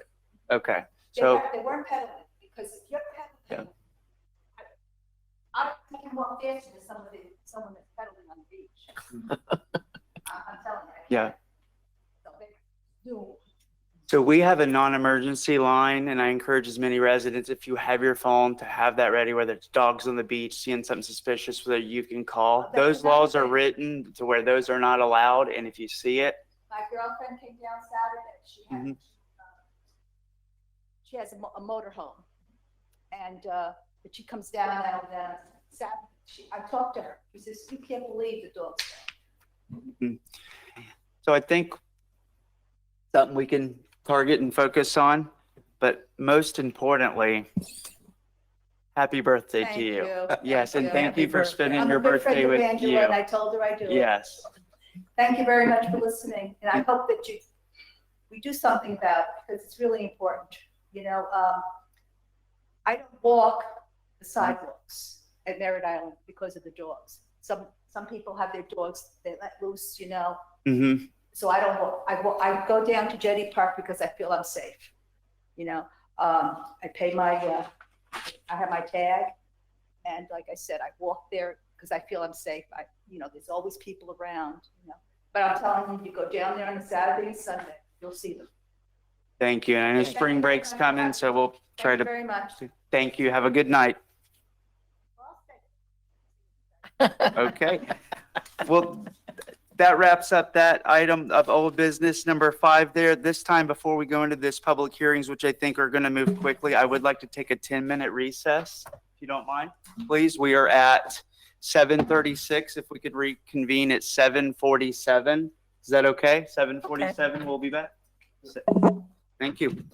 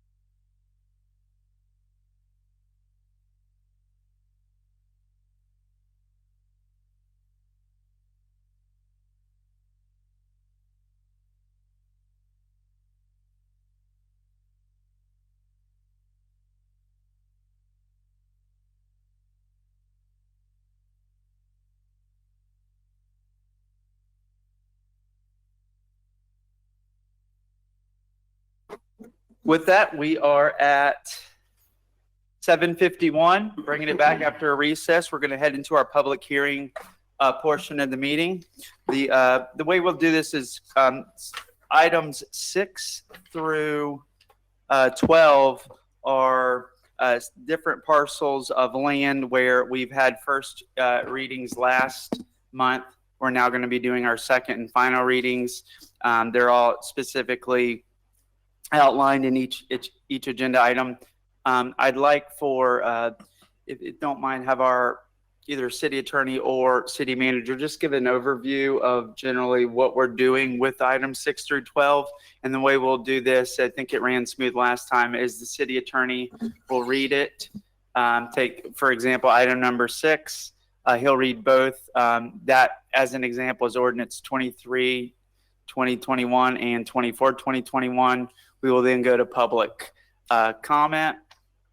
If there are no public comment, we'll bring it back and then we'll vote for each one separately. So one reading, one public comment, and then we'll vote 23, and then we'll need another motion to vote 24. And so with that, Mr. City Manager, if you don't mind, give us, those who are listening, just an overview of what these rezoning changes are. Mayor, if it's okay, I'd like to have the city attorney read that. Please.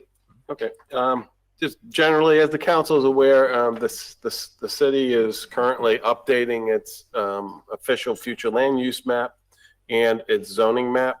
There are quite a few inconsistencies between the map designations that have been given to properties and their existing uses. So staff has taken, as you recall, the council previously did all the public properties that were within the city and updated both the flu map and the zoning map. This is now the next phase. The next phase consists of 7 property areas, which are being proposed to administratively change the future land use map designation and change the zoning designation. So the 7 properties are going to go in chronological order in the agenda, but each property has a comprehensive plan future land use map ordinance and a companion zoning ordinance to them. So as the property comes up, we'll go ahead and read the companion ordinances for that property into the record.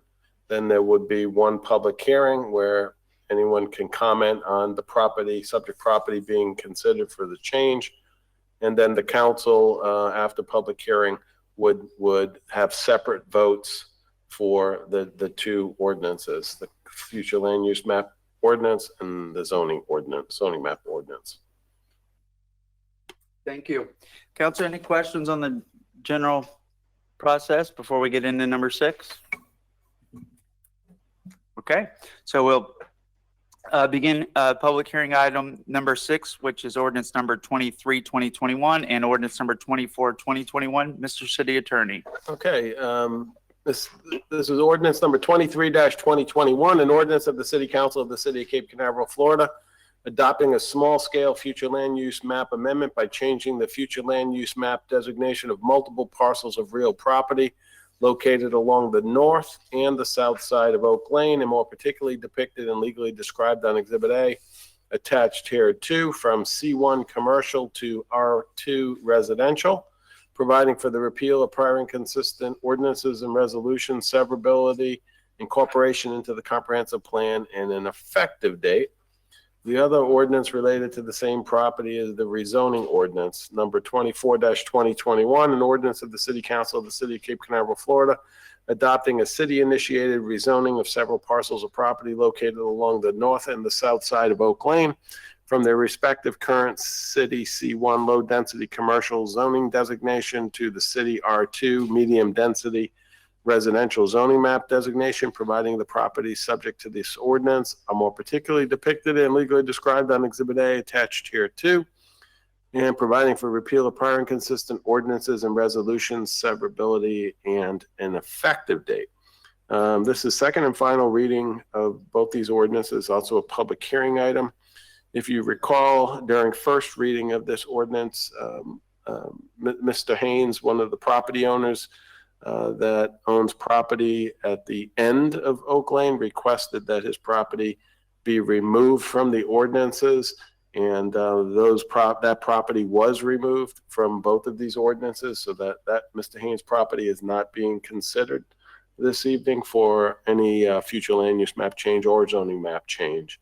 And I believe Mr. Dickey received some correspondence from another property on Oak Lane that may have a similar request. I'll let Mr. Dickey advise the council on that. Yeah, thank you, Mr. Garganese. Mr. Mayor and City Council, yes, on January 20th, so several days after the council meeting, we did receive correspondence from Mr. Bernie Lennon, who is a property owner at 126 Oak Lane. And Daniel, if you could go back to the map that you showed earlier. Yeah, Mr. Lennon's property is on the north side of Oak Lane on the west end. So yes, Daniel is circling the parcel right now.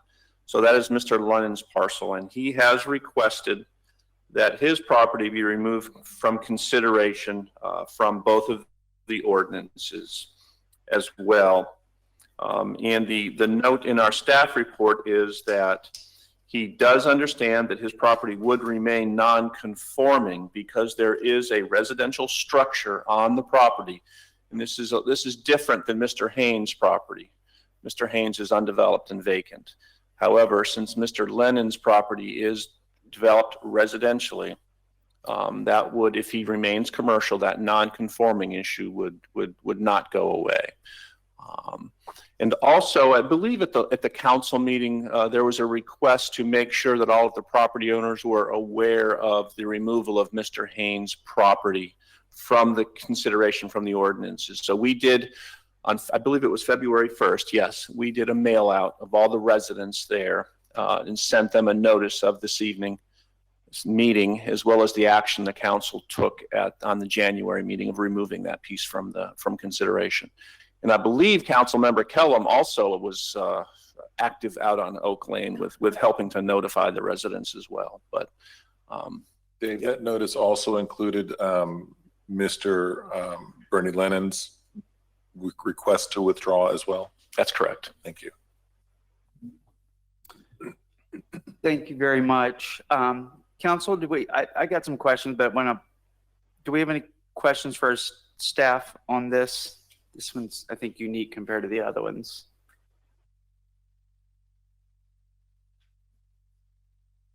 Don't have any questions.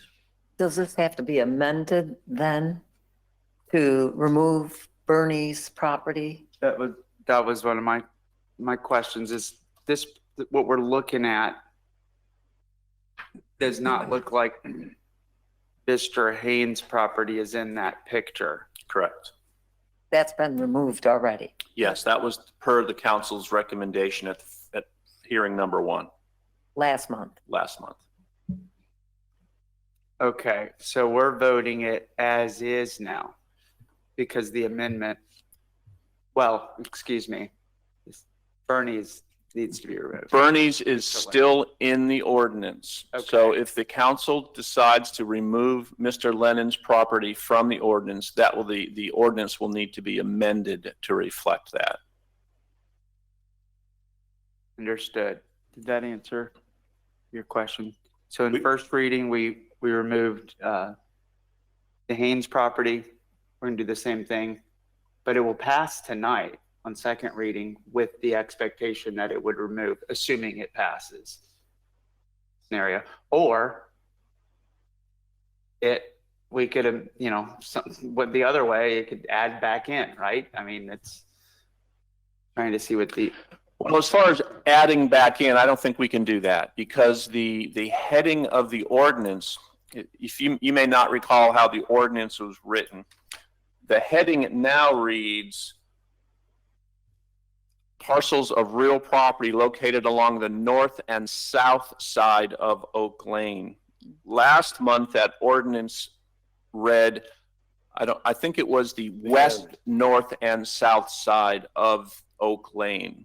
And that when we said west, that was reflecting Mr. Haynes' property. Now that that's been removed, the heading's been amended to remove that reference to the west end of Oak Lane. So I don't believe, Anthony, that the council could put that property back in because that would require a heading change and it's been noticed as you see it in front of you. The council can't do that at this point. You can't, on the rezoning or a future land use map amendment, the council can't add property after it's been noticed, but the council can remove property after it was noticed. So, Mr. Haynes' property was removed based on the direction of council. It was removed from the ordinance before it was advertised again for second reading. So his property is out of play tonight. Mr. Lennon's property, on the other hand, the council can remove that property from this ordinance by simply making a motion to approve the ordinance with the amendment that Mr. Lennon's property be removed. And then the council can adopt it this evening if that's your desire. And all we would do is remove, just, formality, we would just remove his property from the legal description and from the map. And it'll be done.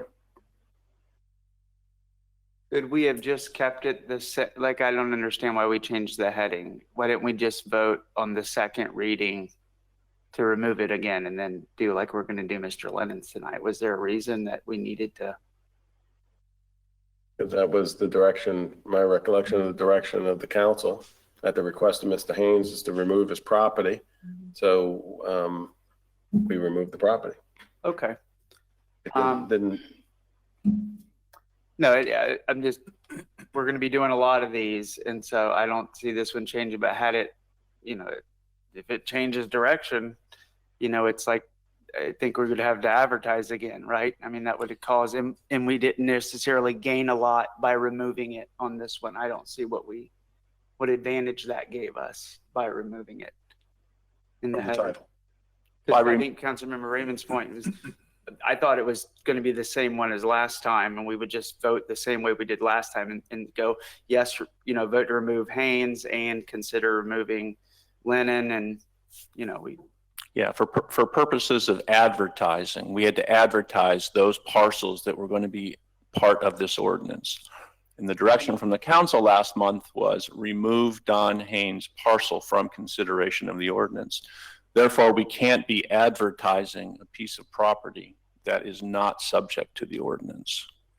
Understood. I mean, in the future, if it's the council's desire to reserve, the final decision on that at second reading, I mean, the council can give us that direction, but that wasn't the direction that we received.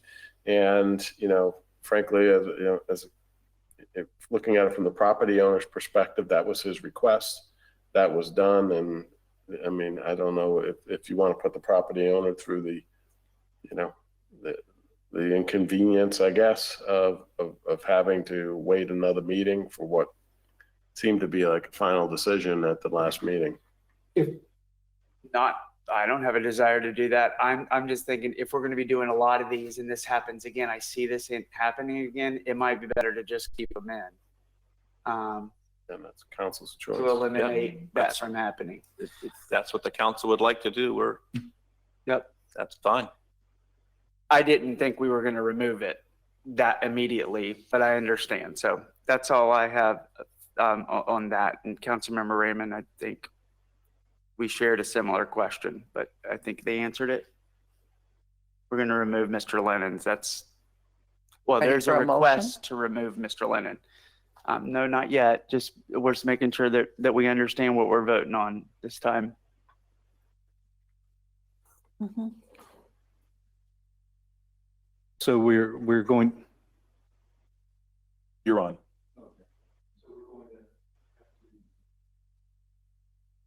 Motion to remove Mr. Lennon? As I understand it, correct. Okay. There is no decision on the Haynes property. It's not included in this header or this map. But we can approve this with the removal of Bernie Lennon's property. That's what I understand, Correct. yes. In one motion. Right. And for clarity, he's at 126 Oak Lane on the list. Okay, He thank is you. the fourth one down. Daniel, if you want to go to the list of the Exhibit A, Fourth one down, 126 Oak Lane, you can see the legal description there. That is Mr. Lennon's property that he's requesting be removed from this ordinance, Mayor.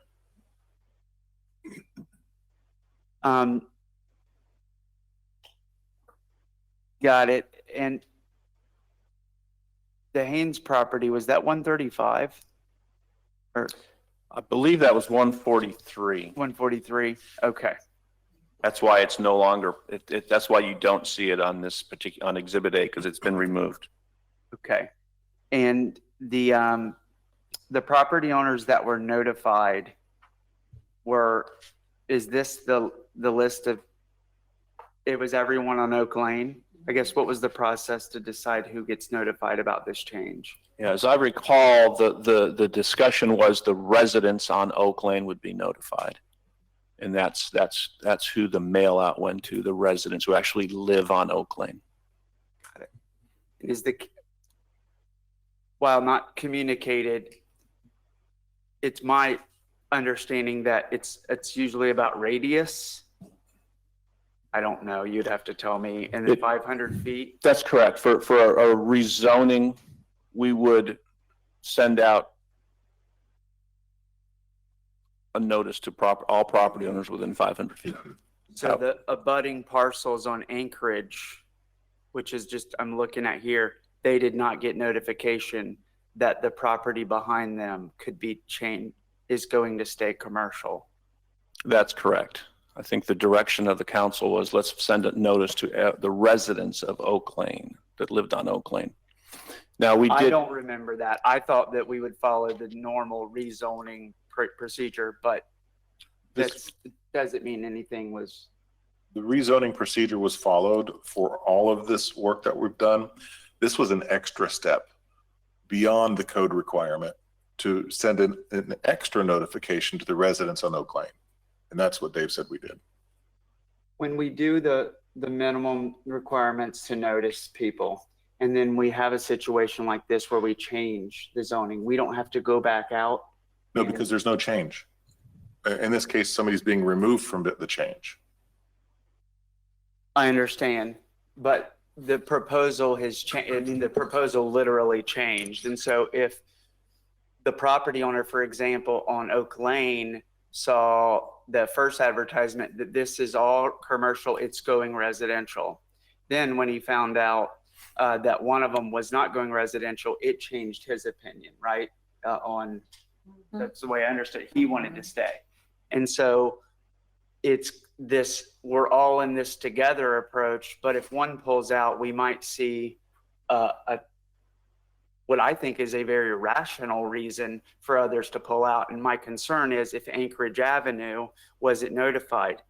I'm still in support of doing this, but what I would get nervous about is if this goes through, can we give Anchorage Avenue and those other abutting parcels to Mr. Haynes' property the opportunity to opt out as well, or any other people that would normally fall within the 500 foot or 1,000, whatever the radius is?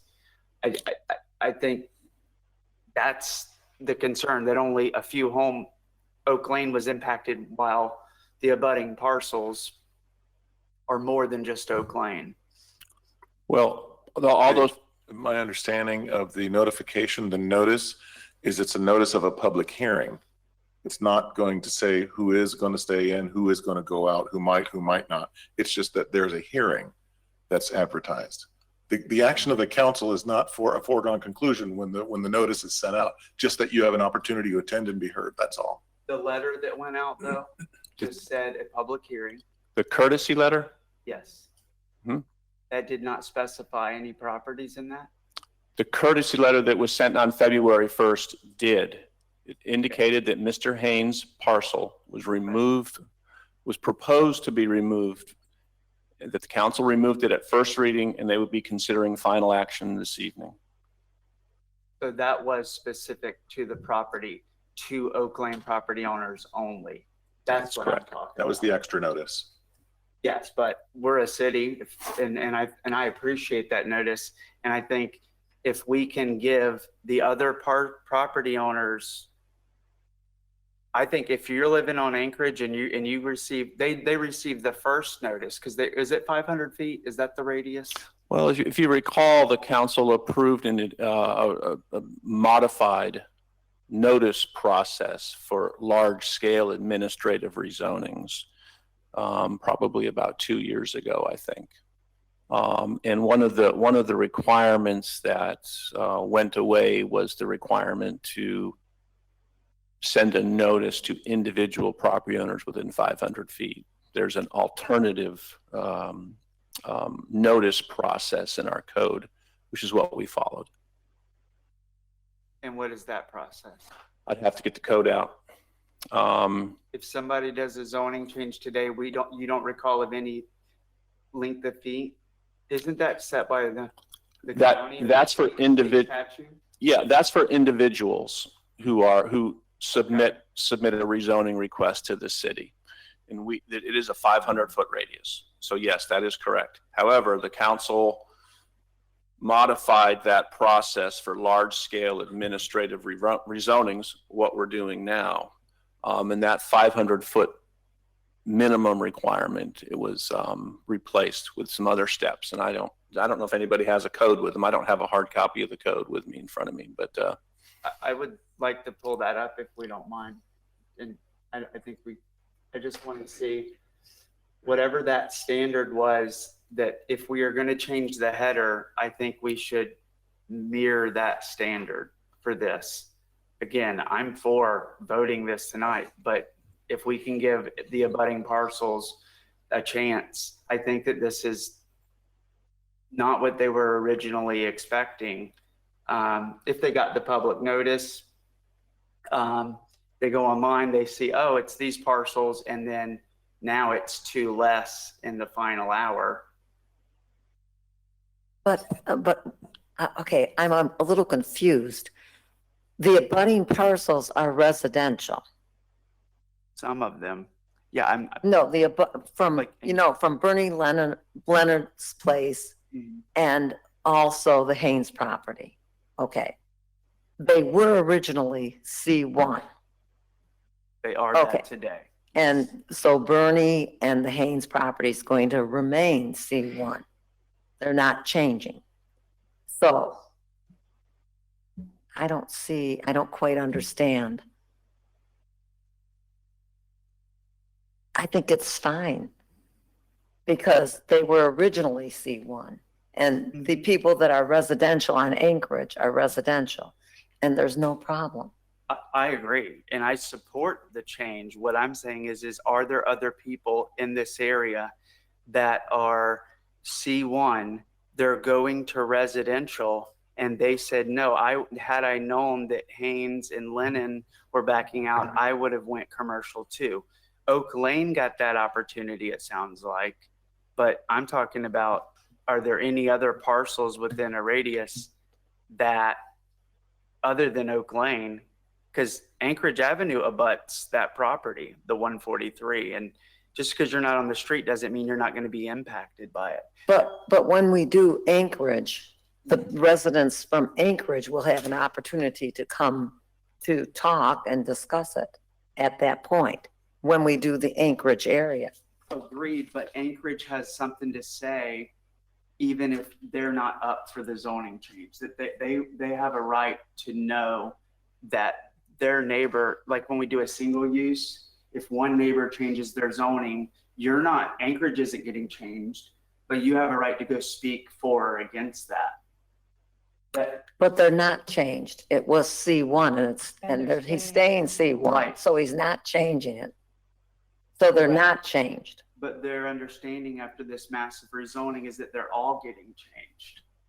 They'll be the only ones they're not changed right now. I agree. And I don't think people would necessarily have a problem with them staying. I actually don't think that's the bigger issue. What I'm saying is that people are currently zone C1 are more likely to stay C1 now, knowing that this council has allowed 2 others. That's a scenario. There could be people, and I think there are people that are against them staying C1. I think we've it's not, I'm not here to predict what the positions of the neighbors are going to be. I'm just here to say that more people other than Oak Lane are going to be impacted by this, and they should have been noticed, in my opinion. And so when we said at the last meeting, we're going to notice the property owners, I thought radius 500 foot, and there's a reason it's a radius. It's because those people are going to be impacted.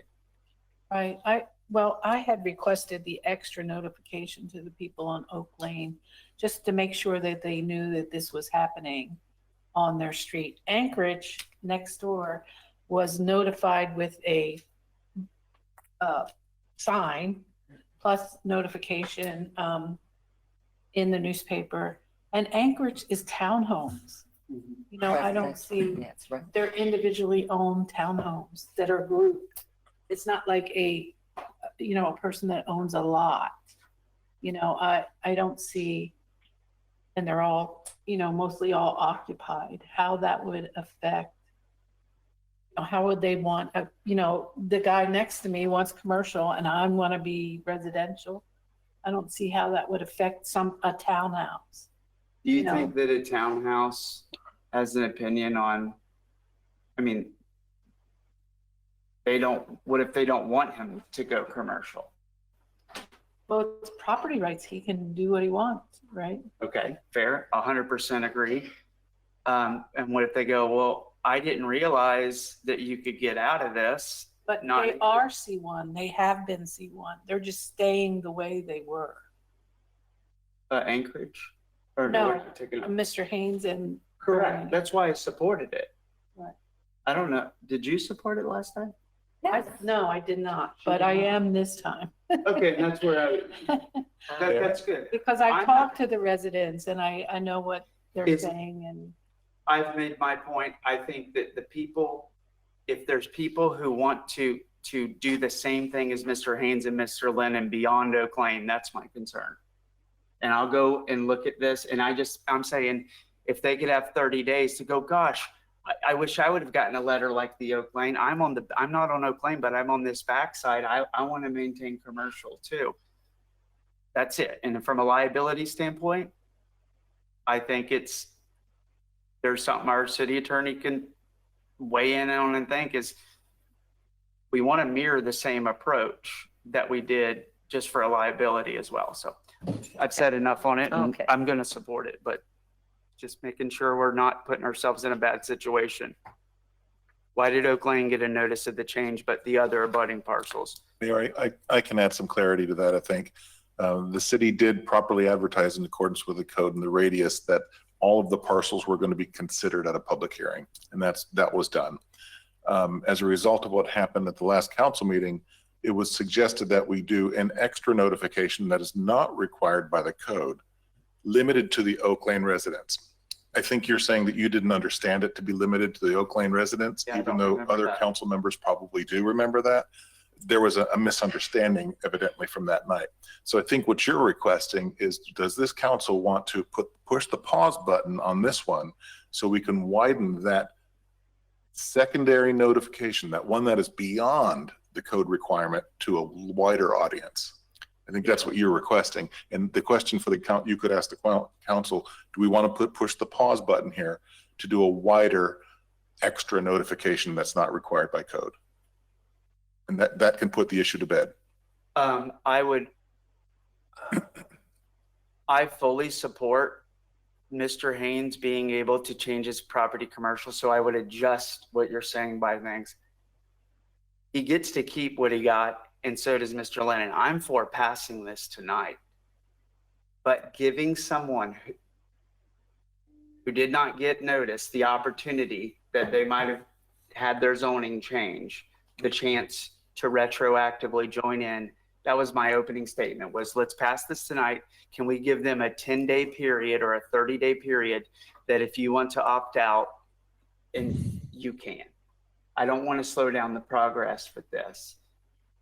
That might be a nightmare, but I thought that comes down to understanding who's going to be impacted. Without looking at a map, it might be 20 properties. Those 20 properties that are not Oak Lane can go, here's a letter from the city, here's what we're doing, this change has been made, you are now changed to R2. The decision was made that you're changed to R2. You have 30 days to opt out of R2 and keep what you had at commercial. That's what I'm saying. Does that make sense? You're saying 30 days from tonight? I don't want to get, yes, I think, or 2 weeks or whatever's a reasonable time. That changes the effective date of all the ordinances. Yeah, we're starting to go down a path We're that's starting over again. untenable. We start from scratch then to do that. Changing the effective date of each ordinance.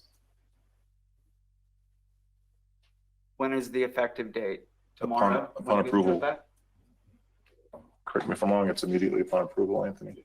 The comp plan, future land use map ordinance by statute, once it's approved by the city council, is effective 31 days after adoption unless there's an administrative challenge. And then the zoning ordinance becomes effective when the comp plan ordinance becomes effective. So that's what you're But that asking. does not, yeah, but that does not allow the city council to then just arbitrarily make further amendments to something that's already been approved after a duly held public hearing where property owners, if they want to be heard, need to attend these meetings. They need to be presenting their information like Mr. Haynes presented at the last meeting. And then the council has to make their decision based on what was presented to you at the hearing. So yeah, the council can't reopen ordinances, rezoning ordinances and future land use map ordinances for those types of decisions after the hearing's already been held. But my only point is that why did Oak Lane get a courtesy letter? Because the council requested it. Because I asked. But if you're a citizen, no, I get that, and I'm not against it. The citizen goes, Oak Lane got a letter. Why didn't we get a letter on the other side too? I'm just trying to cover the city from that's a fair argument, in my opinion, if you're a resident. And so my question is, if that happens and they want out, what is the process? Attend a public hearing that's been properly noticed and indicate that, just like After Mr. Haynes did. tomorrow. After tomorrow, though. All of the property owners that are affected by this ordinance, the subject property owners, have been noticed. And I know, but you see what I'm saying is we're sending a courtesy to Oak Lane because what the council wanted, whether the council voted for it or not, I think we should send it to as close to a 500-foot radius or whatever the best practices are. Plus, as you pointed out, we relaxed our notice requirements for this mass zoning, which was something I was adamantly against, certified mail. So if we're going to sit back and say, hey, we properly noticed them. No, if any of these property owners was to go do a zoning change, they would have to send certified mail to a 500-foot radius. We said, oh, since we're doing it, we're going to relax the rules on ourselves. So let's be honest when we say we properly noticed them under the city ordinance. Under the new ordinance that I think was opposed by many citizens. And so this little courtesy of Oak Lane was a step in the right direction. And I'm saying expand it. But people didn't get certified mail. I guarantee you there's a lot of citizens that do not know about this happening. And I think that Mr. Haynes is well within his property rights. He's taking advantage of it. I just want to make sure that everybody gets that same opportunity. Well, Mayor, I'd like to make one point is the code is in place to protect the residents and the city. When we start deviating from standards and processes that are in the code, the city can go, it's a slippery path. And so I think that's what Anthony was talking about a few minutes ago. If we're suggesting we start creating new processes halfway through this one that we're in, I think that's a dangerous path to be going down. Well, Mr. Mayor, yes, sir. if we were to go in this, and this is for everyone on the dais, city manager and Mr. Dickey, if we were to go down the road of a 500-foot radius and say someone at the furthest end of that decides they wanted to go C1, would we not create a domino effect where we have to now go 500 feet from that person, and it could be the entire list of what we're talking about? But they would have to pay for it themselves. I'm not saying, I think that's the case because this is administrative zoning, but Well, but yes, it's administrative zoning, but if we're looking at Anchorage or even going south from that property, if it's within the 500-foot radius, it becomes a domino effect because they don't want to be zoned R2. That's what happens when you step outside of your established process. No good deed goes unpunished. Yeah, I think that there's one other issue that we need to talk about. That we have hired an urban planner who has studied this, and this is not something that's been done overnight. This has been, I think, 2 years. Is that correct, Dave and Todd? This is like been worked on and studied and researched for over 2 years. So I think that out of respect for our urban planner, and I think that this is an important point about respecting the work from our staff. So I do need to say this, that this is the way that this is done. And I think that we just need to move on and make a motion to pass this with the removal of 126 Oak Lane, and Mr. Haynes' property has already been removed.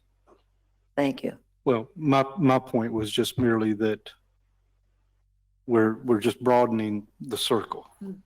And if we're going to go down that road, we just have to halt right now, I think, and let them be noticed.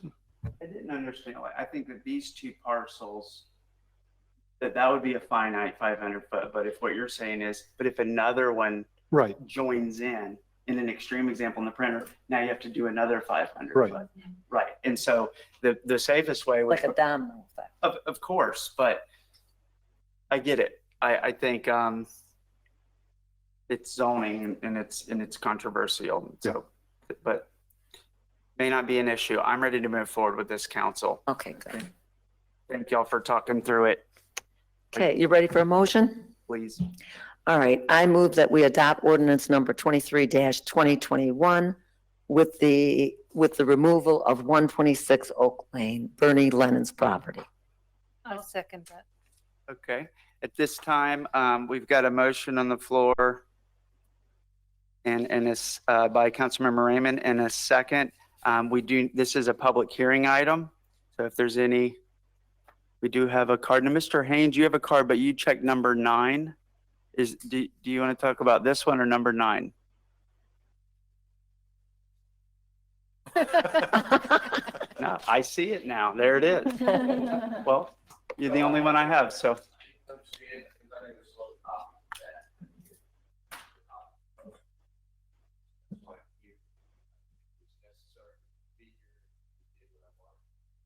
Thank you all. Thank you. You didn't get a copy of the zoning change? I think it was not the one that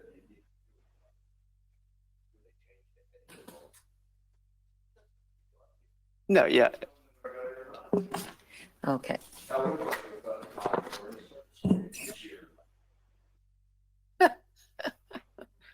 I see. And we don't have, those are you're good? Thank you. I don't have any other public comments.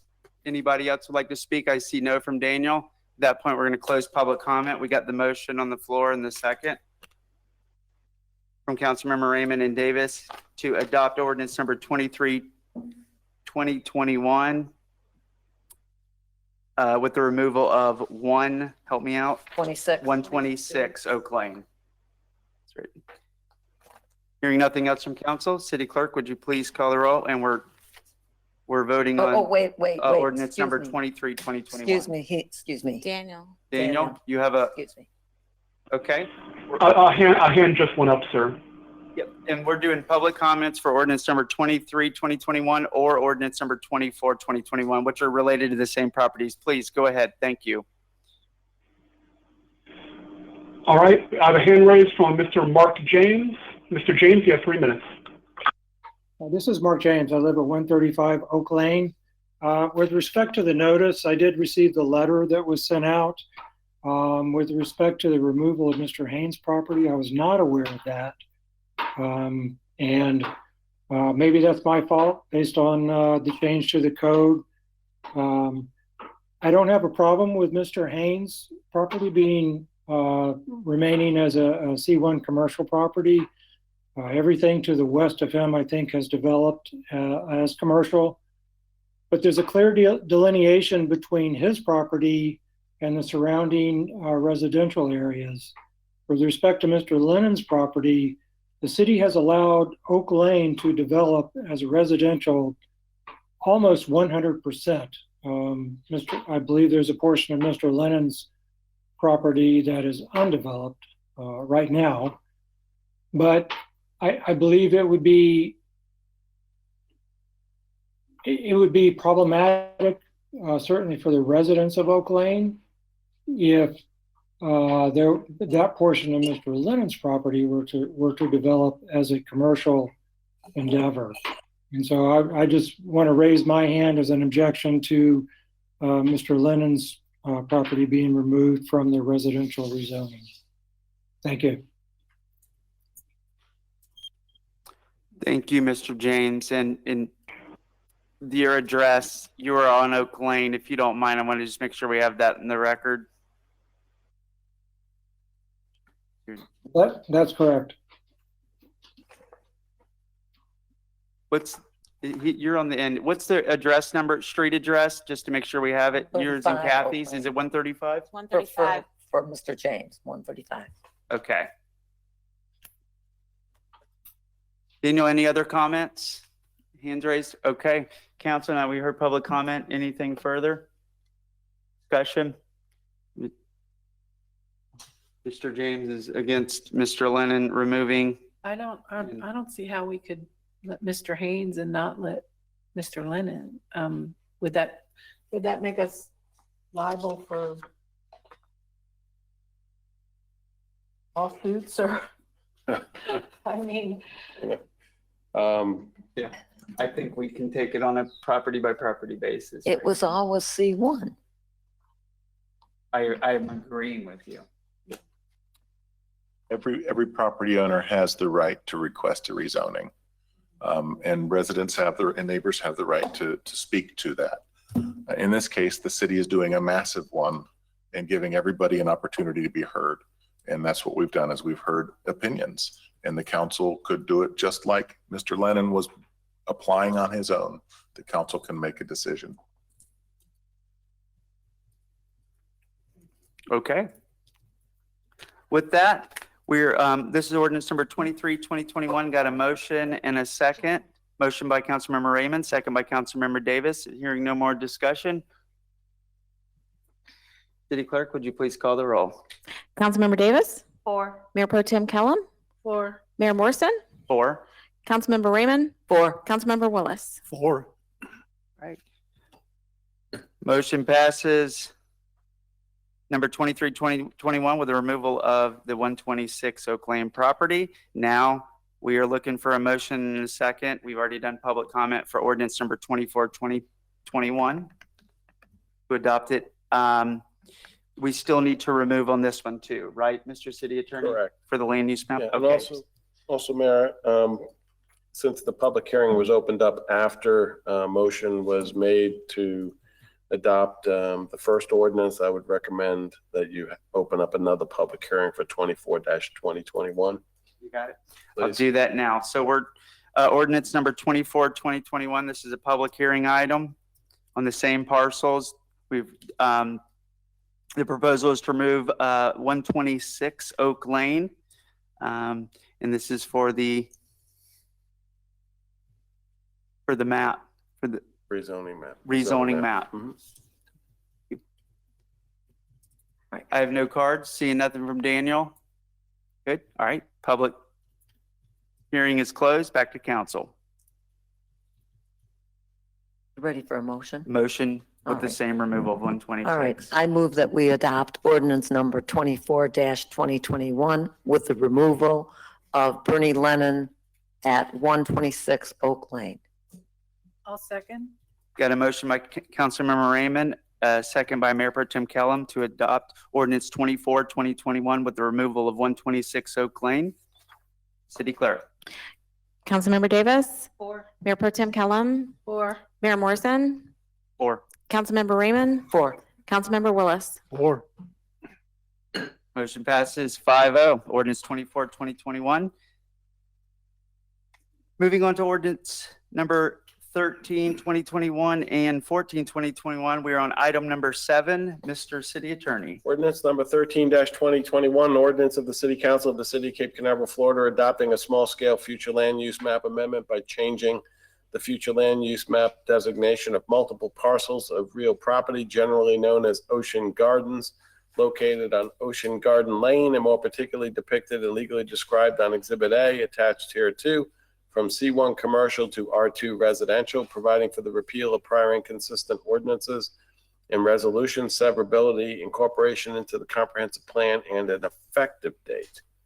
The companion rezoning ordinance for the same property is ordinance number 14-2021, an ordinance of the City Council of the City of Cape Canaveral, Florida, adopting a city-initiated rezoning of multiple parcels of real property, generally known as Ocean Gardens, located at Ocean Garden Lane, from their respective current city C1 low-density commercial zoning district designation to the city R2's medium-density residential zoning district designation, providing the property subject to this ordinance are more particularly depicted and legally described on Exhibit A, attached here too, providing for the repeal of prior inconsistent ordinances and resolutions, severability, and an effective date. This is second and final reading and a public hearing item for these ordinances. There have been no changes since first reading.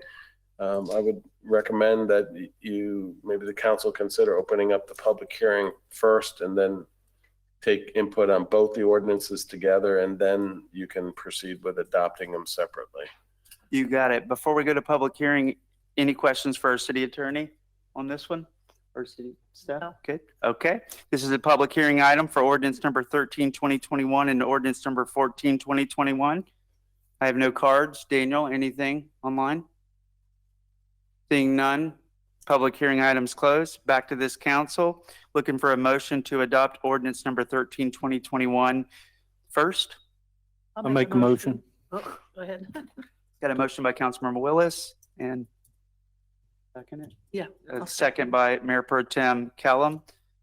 Any more discussion? Debate? Okay. As written, ordinance number 13, 2021. Got a motion and a second. Ms. City Clerk. Councilmember Davis, Four. Mayor Pro Tem Kellum, Four. Mayor Morrison, 4. Councilmember Raymond, 4. Councilmember Willis. 4. Now on to ordinance 14, 2021. We've had public hearing, had none, and we are back to the council looking for a motion. I'll make a motion that we adopt ordinance number 14, 2021. Second. Reading. Okay. Is that you, Councilmember Willis? Got a motion by Mayor Pro Tem Kellum and a second by Councilmember Willis to adopt ordinance 14, 2021 as written. The city clerk. Councilmember Davis, Four. Mayor Pro Tem Kellum, Four. Mayor Morrison, 4. Councilmember Raymond, 4. Councilmember Willis. 4. All right. Motion passes 5-0 to adopt ordinance 14, 2021 as written. Moving on to agenda item number 8, public hearing for ordinance 15 and 16. Mr. City Attorney. Ordinance number 15-2021, an ordinance of the City Council of the City of Cape Canaveral, Florida, adopting a small-scale future land use map amendment by changing the future land use map designation of multiple parcels of real property, generally known as Sea Spray Townhomes, located on Anchorage Avenue and more particularly depicted and legally described on Exhibit A attached here too, from C1 commercial to R2 residential, providing for the repeal of prior inconsistent ordinances and resolutions, severability, incorporation into the comprehensive plan, and an effective date. The companion rezoning ordinance for the same property is ordinance number 16-2021, an ordinance of the City Council of the City of Cape Canaveral, Florida, adopting a city-initiated rezoning of several parcels of property generally located on Anchorage Avenue and commonly referred to as the Sea Spray Townhomes from their respective current city C1 low-density commercial zoning district designation to the city R2 medium density residential zoning district designation, providing the property subject to this ordinance are more particularly depicted and legally described on Exhibit A attached here too, providing for the repeal of prior inconsistent ordinances and resolutions, severability, and an effective date. This is second and final reading of both of these ordinances, also public hearing item. There have been no changes to these ordinances since first reading. Mayor. Thank you, Mr. City Attorney. Council, any questions for our city attorney?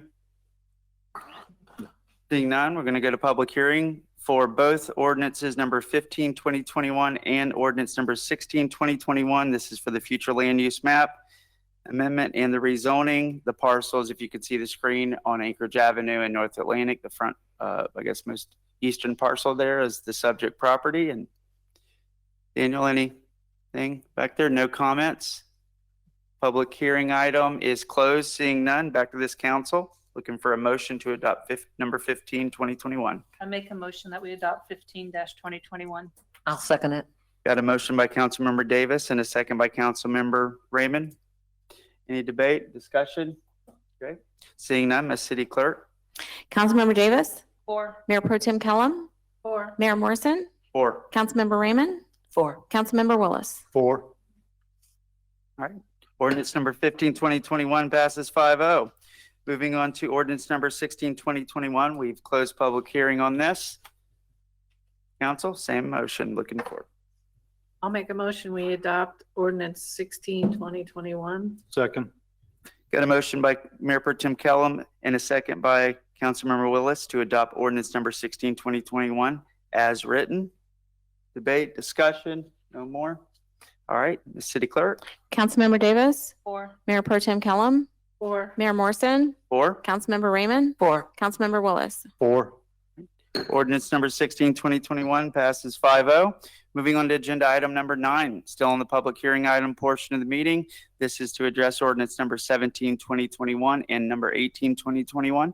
Mr. City Attorney. All right. Ordinance number 17-2021, an ordinance of the City Council of the City of Cape Canaveral, Florida, adopting a small-scale future land use map amendment by changing the future land use map designation of multiple parcels of real property located on Clara Elizabeth Lane and generally known as the Canaveral Woods condominium, and more particularly depicted and legally described on Exhibit A attached here too, from C1 commercial to R2 residential, providing for the repeal of prior inconsistent ordinances and resolutions, severability, incorporation into the comprehensive plan, and an effective date.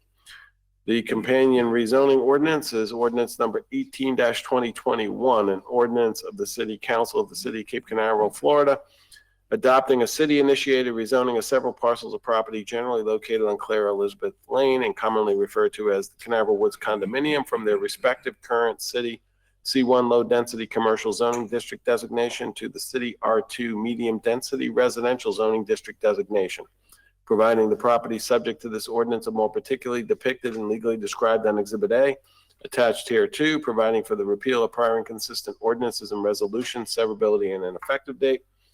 Second and final reading of both of these ordinances and also a public hearing item. No changes since first reading. Mayor. Thank you, Mr. City Attorney.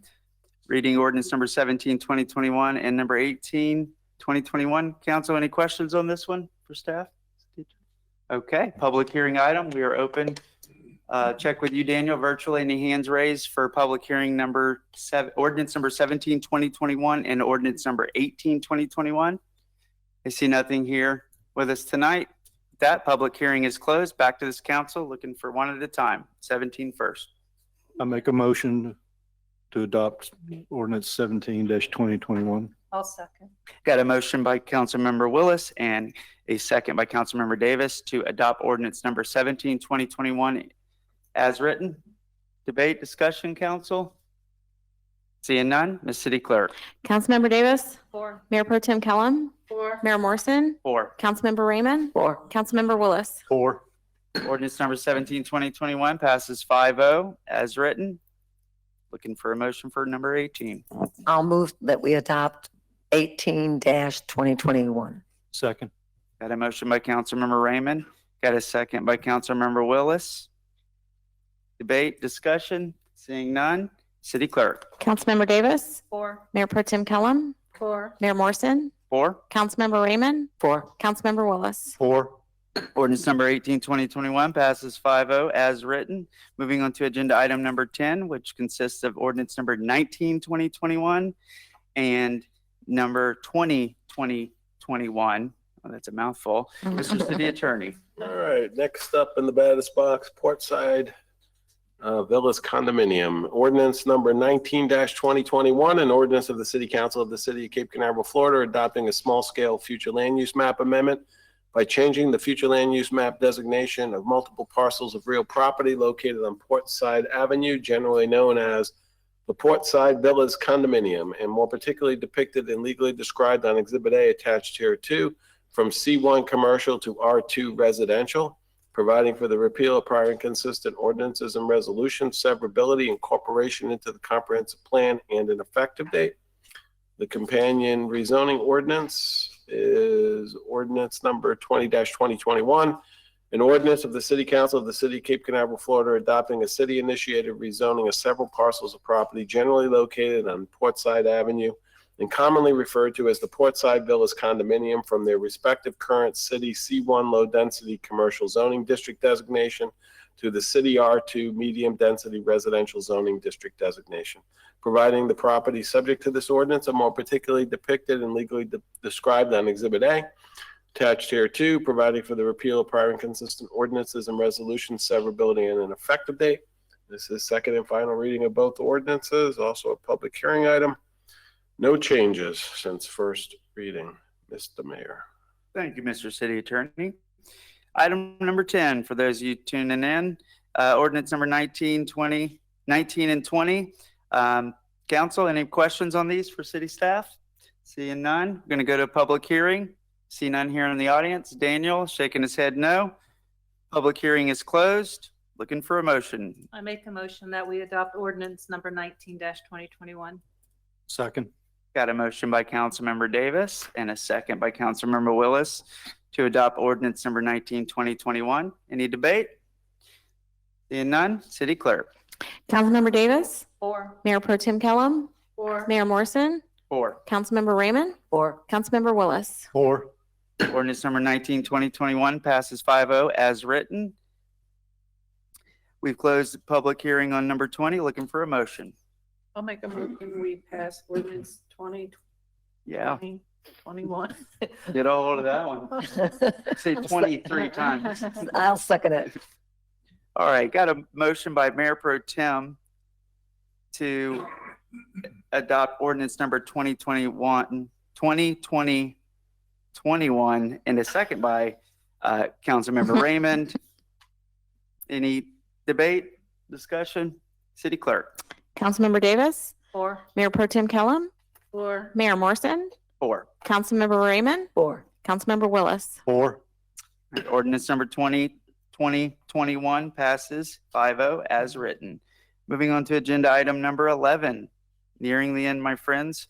We are on ordinance number 21, 2021 and ordinance number 22, 2021. Mr. City Attorney. Okay, Perlis Del Mar Condominium is up. Ordinance number 21-2021, an ordinance of the City Council of the City of Cape Canaveral, Florida, adopting a small-scale future land use map amendment by changing the future land use map designation of multiple parcels of real property located on Joe Place, Maria Court, and Manny Lane, and generally known as the Perlis Del Mar Condominium, and more particularly depicted and legally described on Exhibit A attached here too, from C1 commercial to R2 residential, providing for the repeal of prior inconsistent ordinances and resolutions, severability, incorporation into the comprehensive plan, and an effective date. The companion rezoning ordinance is ordinance number 22-2021, an ordinance of the City Council of the City of Cape Canaveral, Florida, adopting a city-initiated rezoning of several parcels of real property located on Joe Place, Maria Court, and Manny Lane, and generally known as the Perlis Del Mar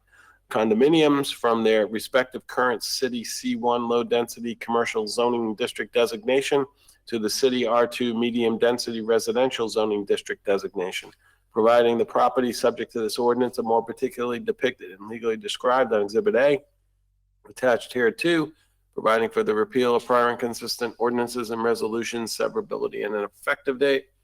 Second and final read.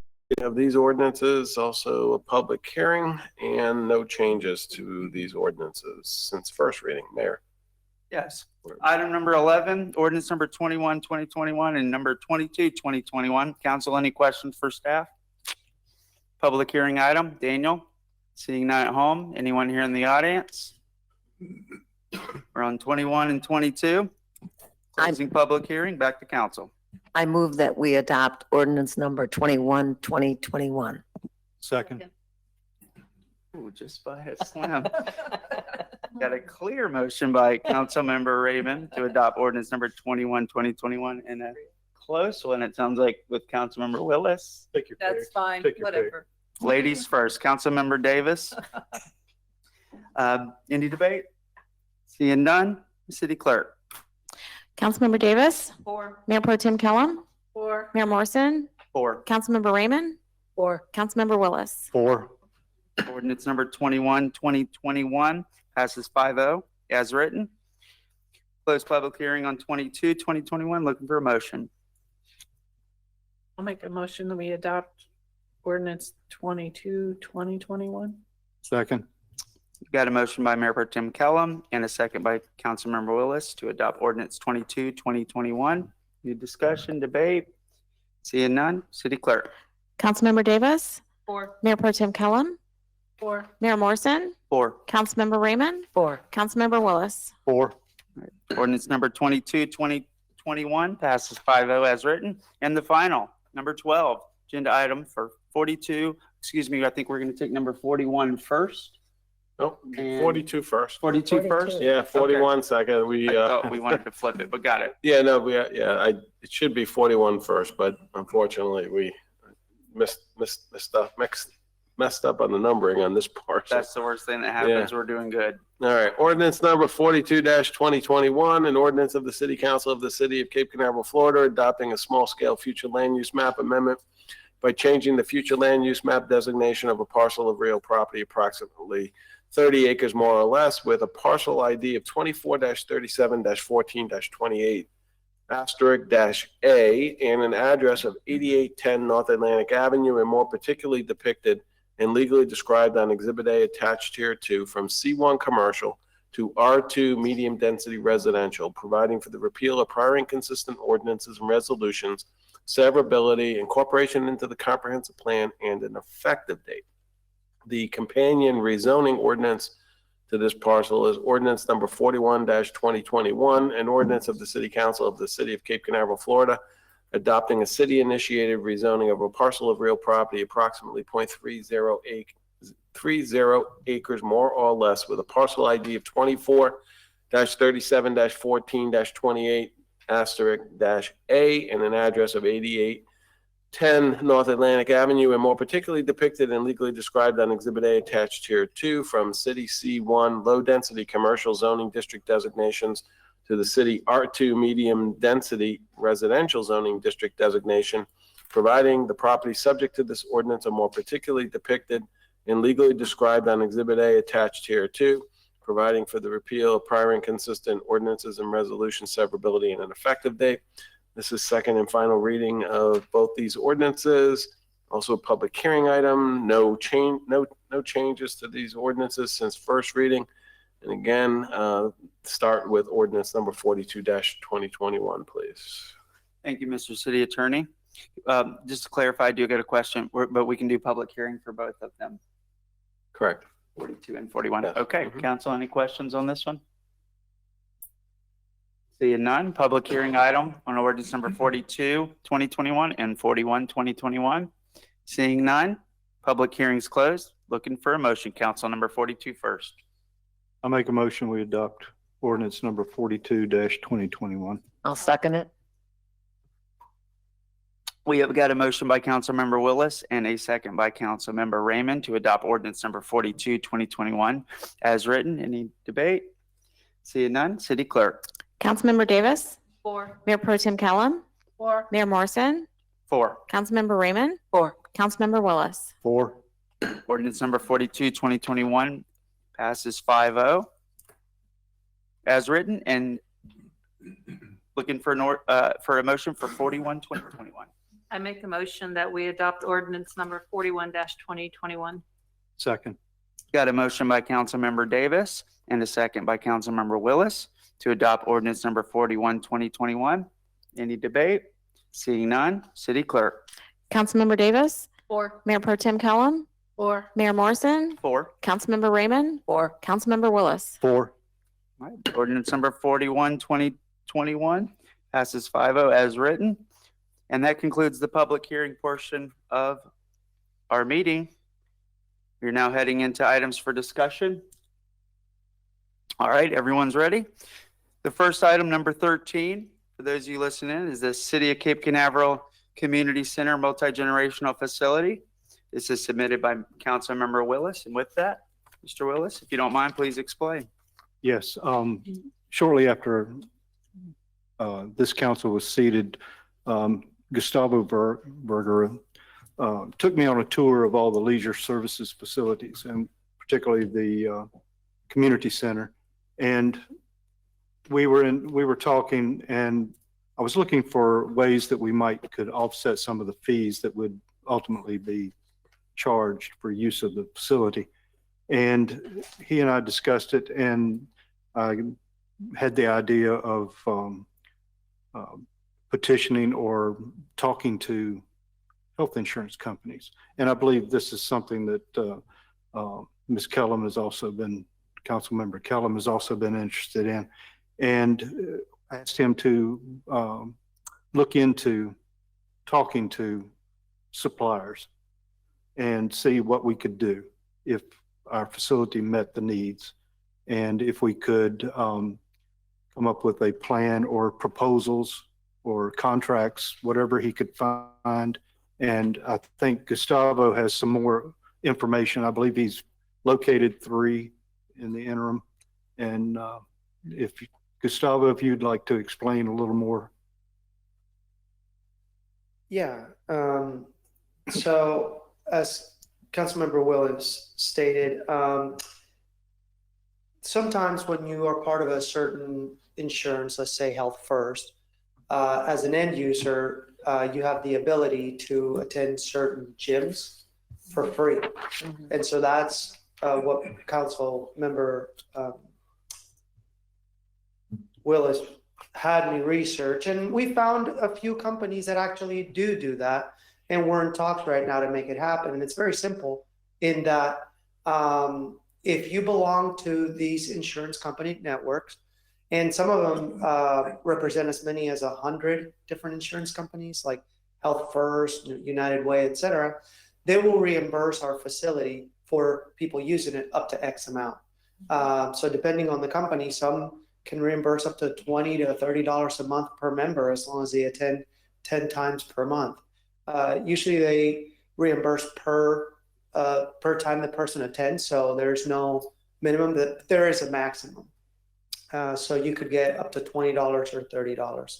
So far we're in talks with 2 of the biggest companies that do this. There's only so many that do it, I think 3 or 4. We've also reached out to Silver Sneakers, and they're their own kind of entity and all that. But in essence, what we're working on is casting a really broad net to attract as many users that are within this networks to be able to use the facility for free.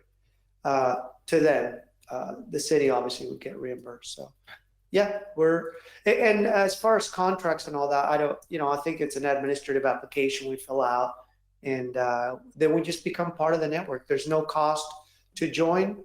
And the administrative end from staff's end is just making sure that when the person shows up, then we log them, and then we back bill these third-party providers. Because really, and thanks to Councilmember Willis, I learned this, Health First doesn't pay for you to go to the gym.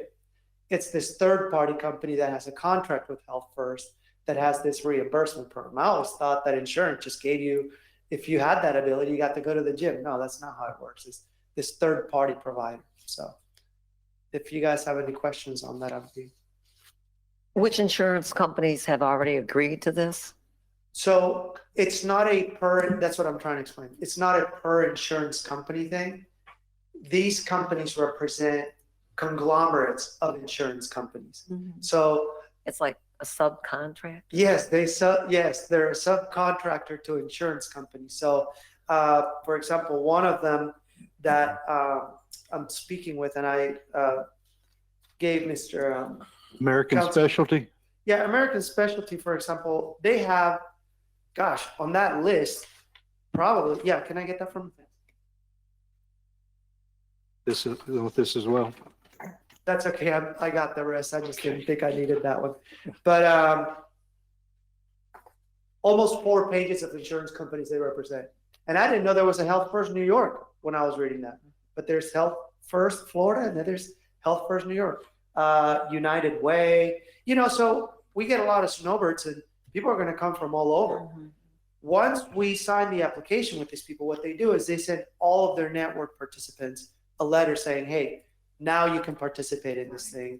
And so they'll be made aware through their insurance company that they're now eligible to, our facility is eligible within the network of what they get to use. So the procedure, when residents ask us, they should contact their health insurance company to find out exactly what they can get. yeah, and most people will know whether their insurance company offers something like that or not. Okay. What the insurance company will do is make an advertisement once we sign their application that, hey, now the city of Cape Canaveral Community Center is part of the network of places you can attend. And it limits it to only things that are covered in the regular membership. So, for example, if you want to attend a Zumba class right now, and that's how it's going to be over there, you're paying the instructor themselves. That's not covered as part of that reimbursable charge that they get to use for free. But open pickleball, upstairs weight room, walking, all that is included. Good. Mr. Mayor, the goal was to Great. make as many people in Cape Canaveral, make it available for them to go to that facility without having to pay any fees. So that was the goal. And thanks to Gustavo, we've got some good connections, and hopefully we can get that all lined up and signed.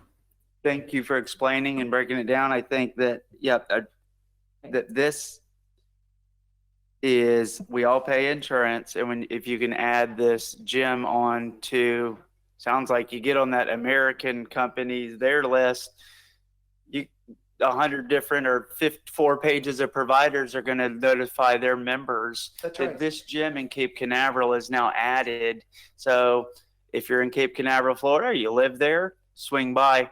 To answer Councilmember Raymond's question, if somebody comes up and says, hey, I wish my gym covered this, do we have a process for that? I mean, it's a matter of reaching out to their health insurance and saying, add this gym on? Absolutely. Yeah, Okay. it's really that simple, and we'll guide them through that as much as we can, because there's also one called Element 3. There's a few of those that, because these companies are obviously trying to get money from the insurance companies, so they try to be as broad as possible. So it's only about 4 players from the market every time I've talked to them.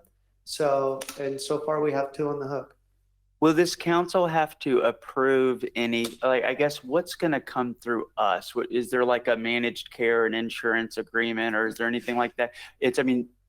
We just have a facility that meets their criteria, right? It's an application that we have to just submit. It's an administrative thing. Okay, is that like annual? Yes, 100%. Yeah, it'll be. Networks? Yep. And we can put a list of all the agents, the insurance. They'd probably gladly, they'd love it. No, they have it. Yeah, so they have. If somebody came there, you can absolutely. Say, you're the insurance companies. Yeah. But it isn't for us to qualify them. They'll hear that. They'll come over.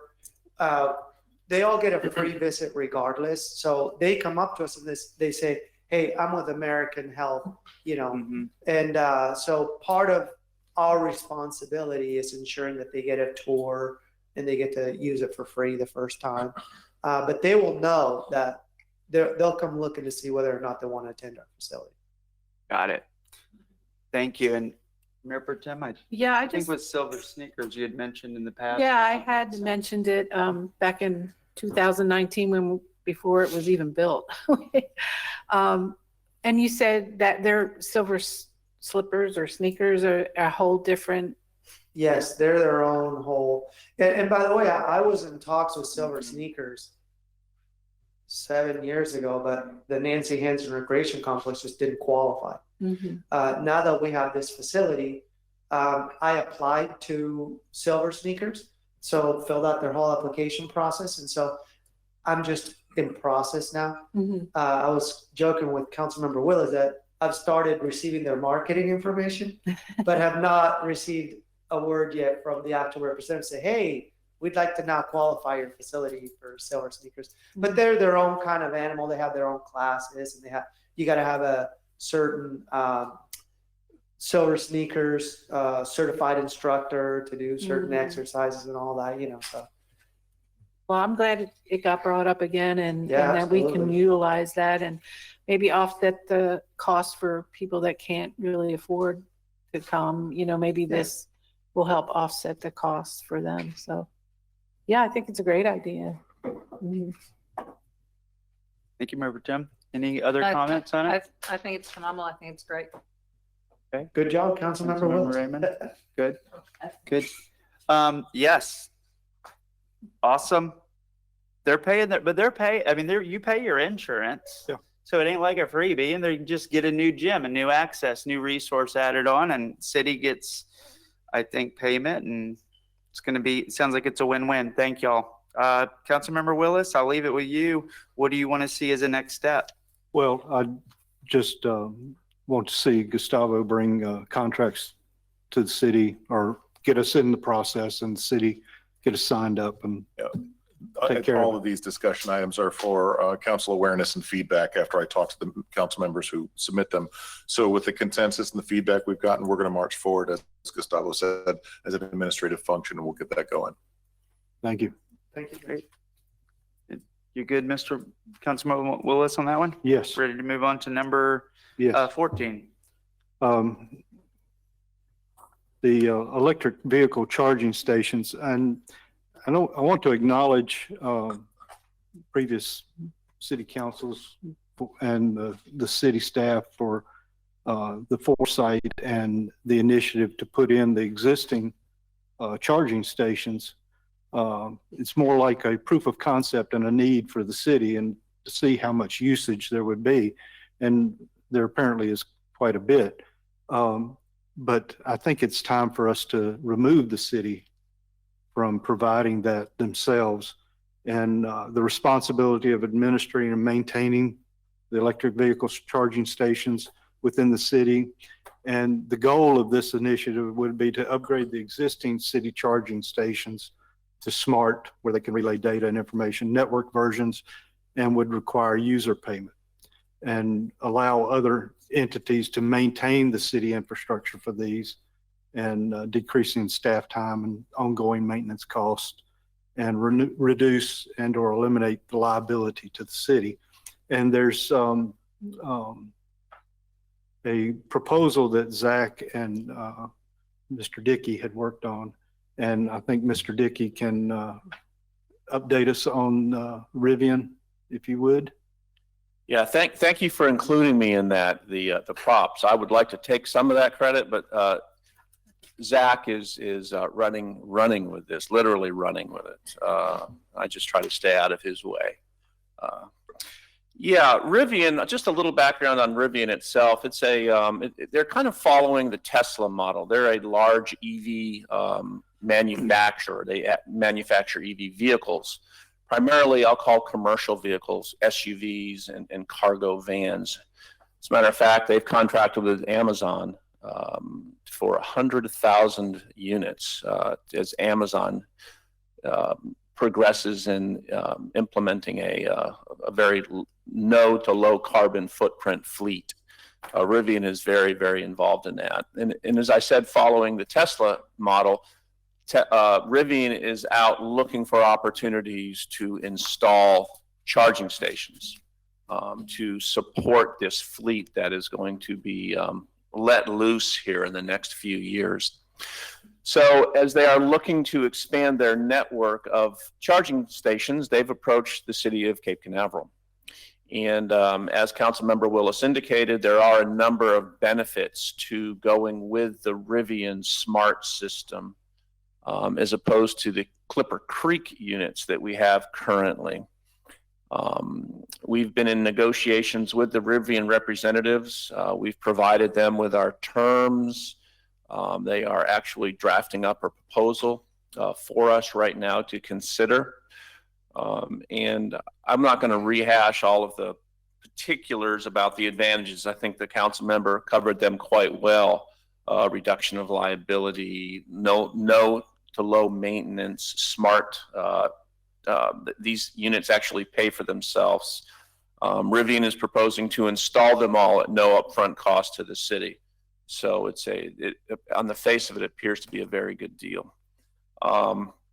And so what they would own and operate, they would install the unit, they would own it, they would operate it. The electric cost that these stations would bear would be reimbursed to the city. The city would pay for those upfront electric costs as users charged, but the meters in the systems themselves would identify the kilowatt hours used, and Rivian would reimburse the city for those electric costs. So it appears to be a very to no low cost option. We are expecting that proposal anytime from them. We've provided them with all of our, I'll call them terms that we'd like to see.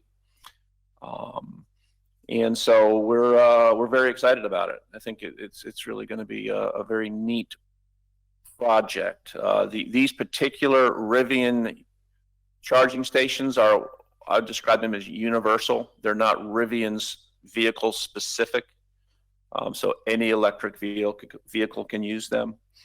And my understanding is what we would do is they would be replacing our existing Clipper Creek units. So where we have existing Clipper Creek units, those would be removed and they'll be replaced with the Rivian systems. So Mr. Willis, I'm going to turn it back over to you, sir. Thank you, Dave.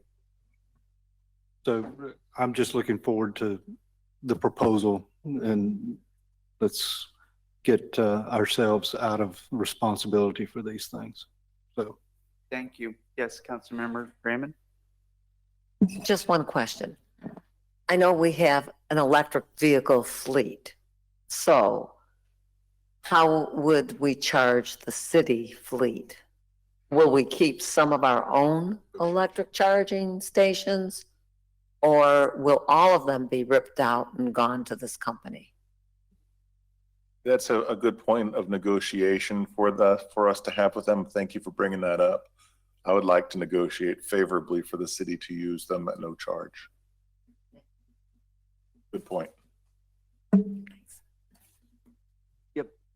So I'm pretty familiar with this electric charging third-party ownership model. Rivian is a fantastic company. We've helped commercial property owners up in New England convert their whole properties, and the third-party ownership, no upfront, no capital costs, no operations, no maintenance, like you said, is good. Have we looked at, did Rivian offer an ownership model as well to compare? Yeah, my understanding is that they submitted several options for us to look at. And this is the one that I think as a staff that we've kind of landed on is the no ownership model. So Rivian maintains ownership and maintenance responsibilities and liability issues. Those are all removed from the city. Got it. It is the contract,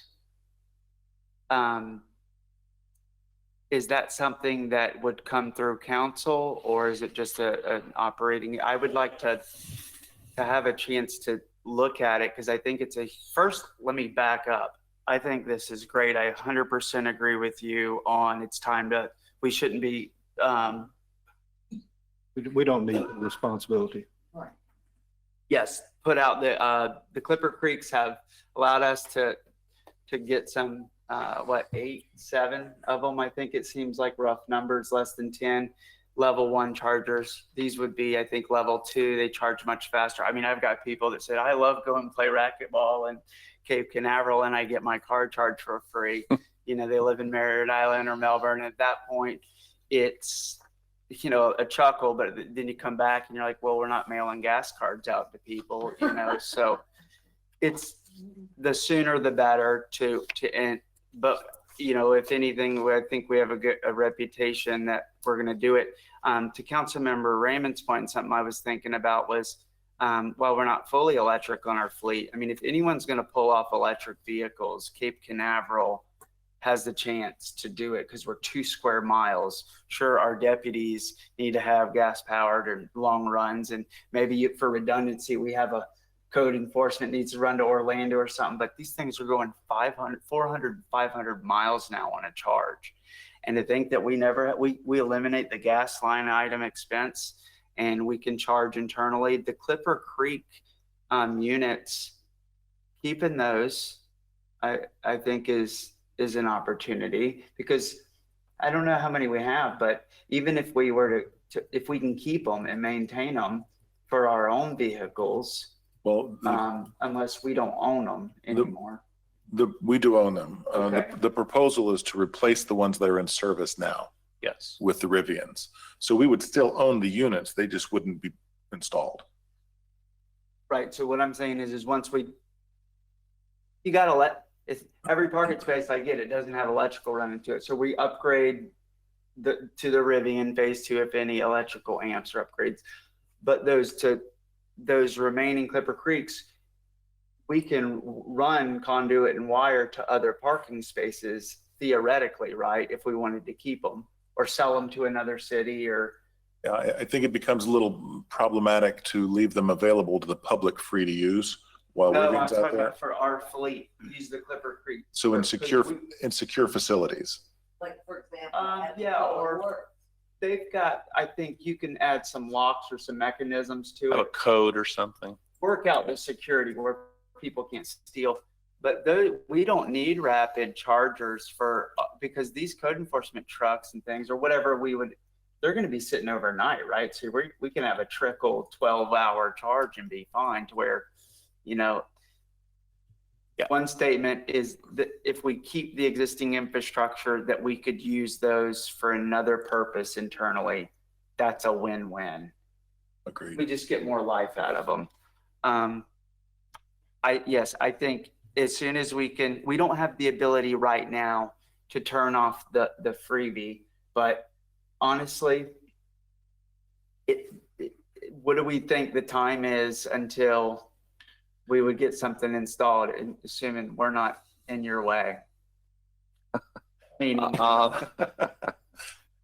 Would you like to answer that one? I'm expecting the agreement in the next few weeks. So depending on whether there's a lot of give and take and back and forth with them on this agreement, I mean, it should happen relatively quickly. And I would like to ask Councilmember Willis, since he's got his finger on the pulse of this, to update the council as we go forward.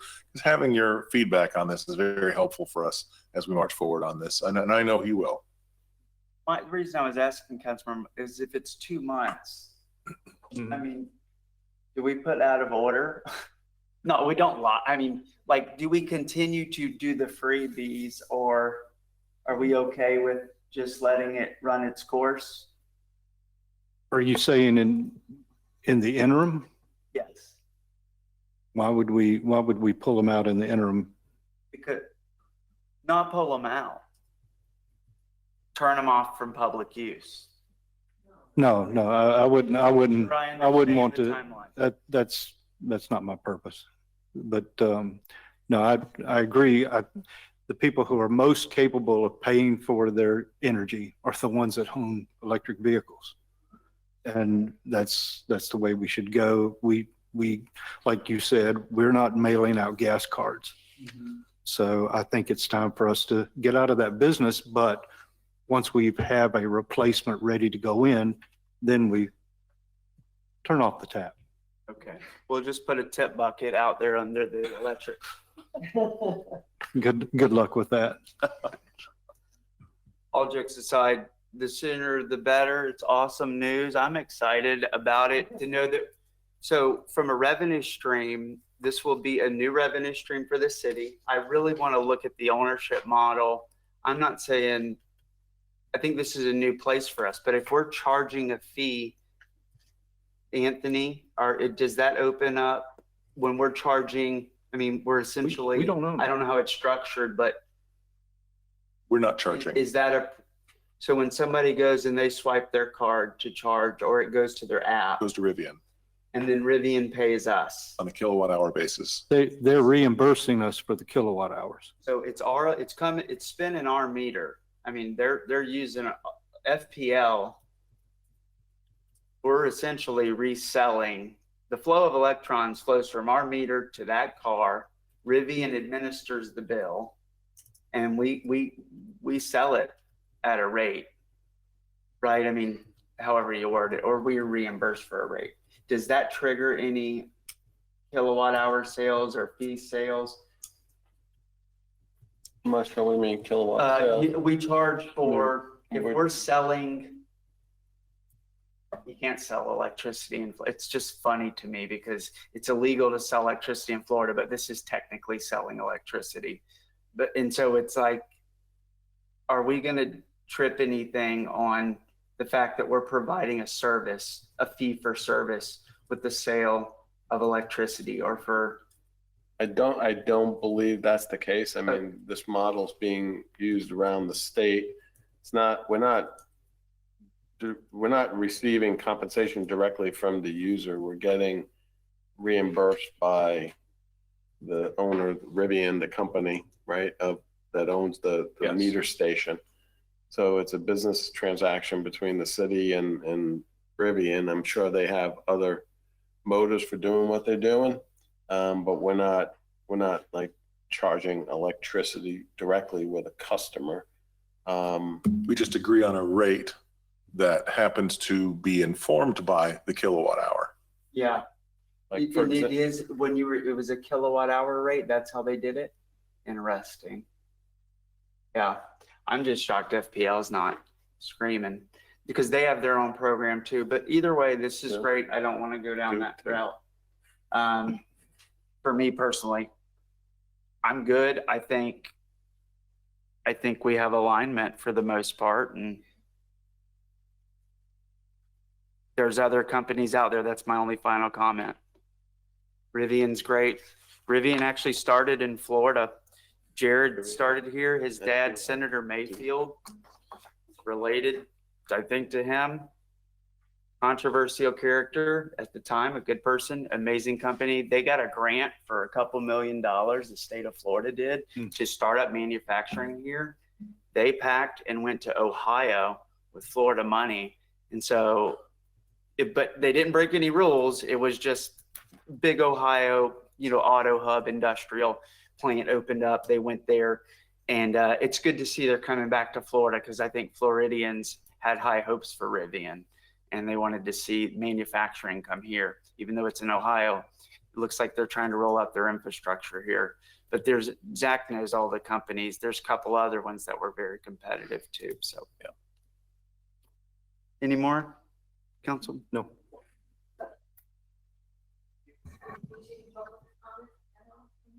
Yes? Yes, I mean, sure. Please come forward. Yeah, come to the podium, and that way we can hear you, and we got people at home listening. And I'm just curious as to what the council's rationale was in the beginning to provide free electrical charging to electric cars. As you mentioned a couple of times, we're not handing out gas cards.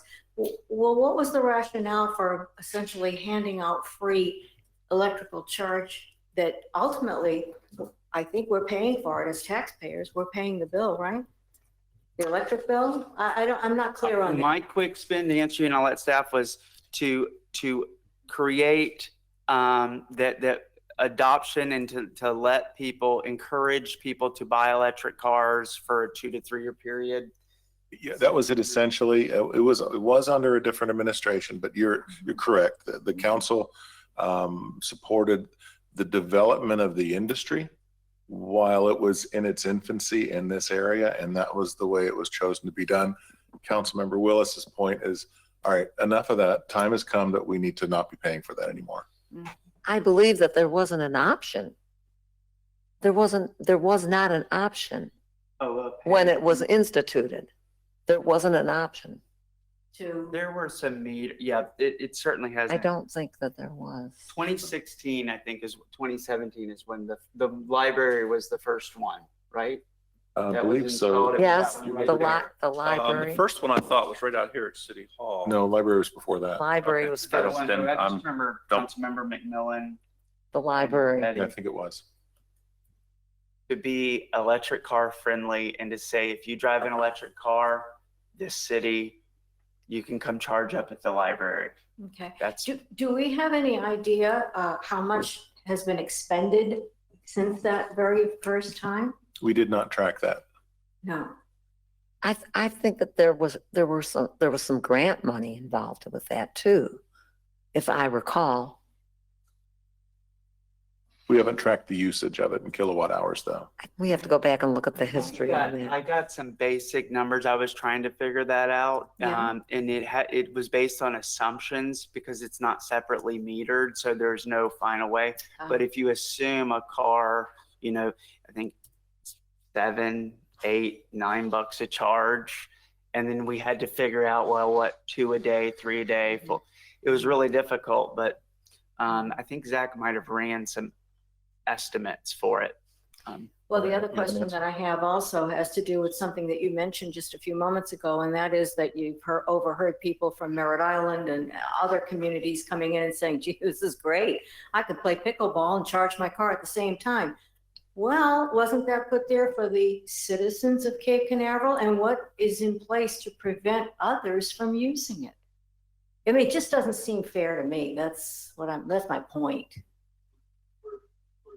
You're gonna leave the, yeah, okay. I think we Sooner knew rather this than day later. would come. Pardon?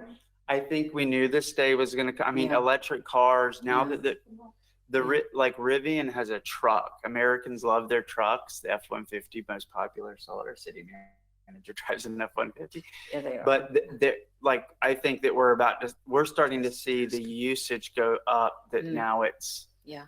you'd see 1 or 2 a day, it seems like, over there at tops. yeah. But now it's.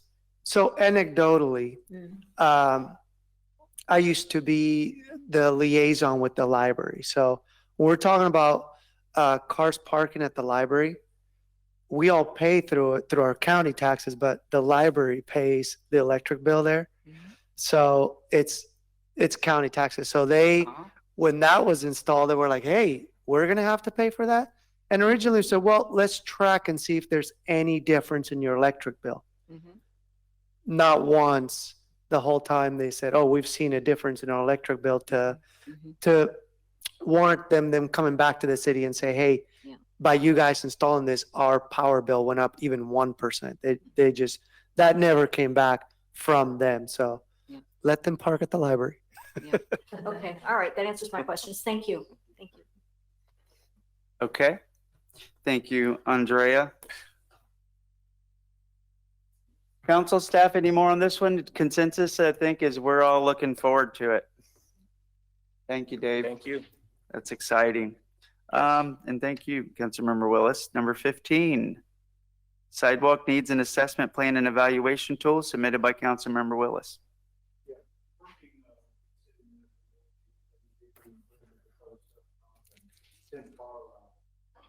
Developed a draft map, and I think it's in your packet, and I'm sure Daniel will throw it up there in a minute. And it's a plan for a tool for sidewalk completion. Many residents contacted me or complained to me or discussed with me why we're focused on the presidential streets and not other areas of the city. But we wanted to provide a holistic approach to understanding the complete scope of City of Cape Canaveral's public sidewalk needs. And the tool would be used for the following purposes: for vetting potential projects by area, evaluating the effectiveness of constructing sidewalks in specific locations, and creation of a per project basis field data for current and or future pricing purposes. all of which will assist and inform the council's budgetary recommendations in the March strategic planning retreat. In essence, it is a tool for council to get our arms around the scope of the city's sidewalk needs and get done what we want to get done. And we've identified several areas of opportunity for sidewalk completion outside of the Presidential Street Master Plan. Additionally, we have identified areas where the city has no control over the sidewalks, such as private roadways. And as the city develops the Presidential Streets Master Plan, I'd like to, in parallel, gather as much information and input as we can in preparation for the strategic planning meeting retreat. This input would encompass the desires of various residents that live on those streets, estimate the cost of the sidewalk and bicycle lane construction, and identify and coordinate development with any other projects in these opportunity areas. And if you look at the map, the highlighted areas in yellow are these opportunity areas. We have the Presidential Streets Master Plan area. And if you look at these different areas, I've met with several groups of people, some residents in these areas, and as many as I could possibly meet with. For instance, the Harbor Heights area, opportunity area, so far, there's probably about a 50-50 split on whether they want any sidewalks or not. And in some areas, they're just not going to be feasible to be done due to driveways being short and people would be parking over top of what sidewalk area there might be. If you look on the map, these green streets are streets that are private, or we do not or already have sidewalks on those. So the area that I'm looking at is maybe half the size of the presidential streets in linear feet, maybe. But there's opportunities to pave, do sidewalks if residents want them in those areas. So what I would like to get is as much participation before we have to finalize what we're going to put together for the strategic planning retreat, get as much input from those residents in those areas as possible. And then we would have staff give us a cost of developing the sidewalks and bike lanes, anything that we would be putting in those areas. And the city manager and I've discussed it quite a bit. Mr. Dickey and Tim Carlisle has been working quite diligently on getting some preliminary numbers together. If Mr. Morley, if you've got anything else you want to add to that. I'm just really impressed by the scope of this whole project and how it's really tackling the sidewalk issue head on once and for all. We've talked about it for years, the needs of the sidewalk. The approach is putting the arms around all of it and saying, okay, we can do this. And with your help and the Shoe Leather Express, like you and I talked about, you're getting out there and talking to people. I can't tell you how valuable that is. And you and Tim Carlisle working very closely together, the costs, the linear footage. This is great intelligence for us, for the city council as we go into the retreat. Council, if everything can get done in time, which is a big project, I know, council will have a tool that they can say, all right, this is how much it's going to cost. Council, do we want to get this done this year? Do we want to get it done in 2 years? Do we want to get it done in 3 years? Council can then make an informed decision to just be done with it. And I applaud it. And thank you for your help on this. Thank you. So that's basically what I'm wanting to do, is to have this so that we can discuss it and have as much information as possible in the strategic planning retreat, and to see how we can knock these off and help our residents have complete streets. Thank you very much. Clarification question.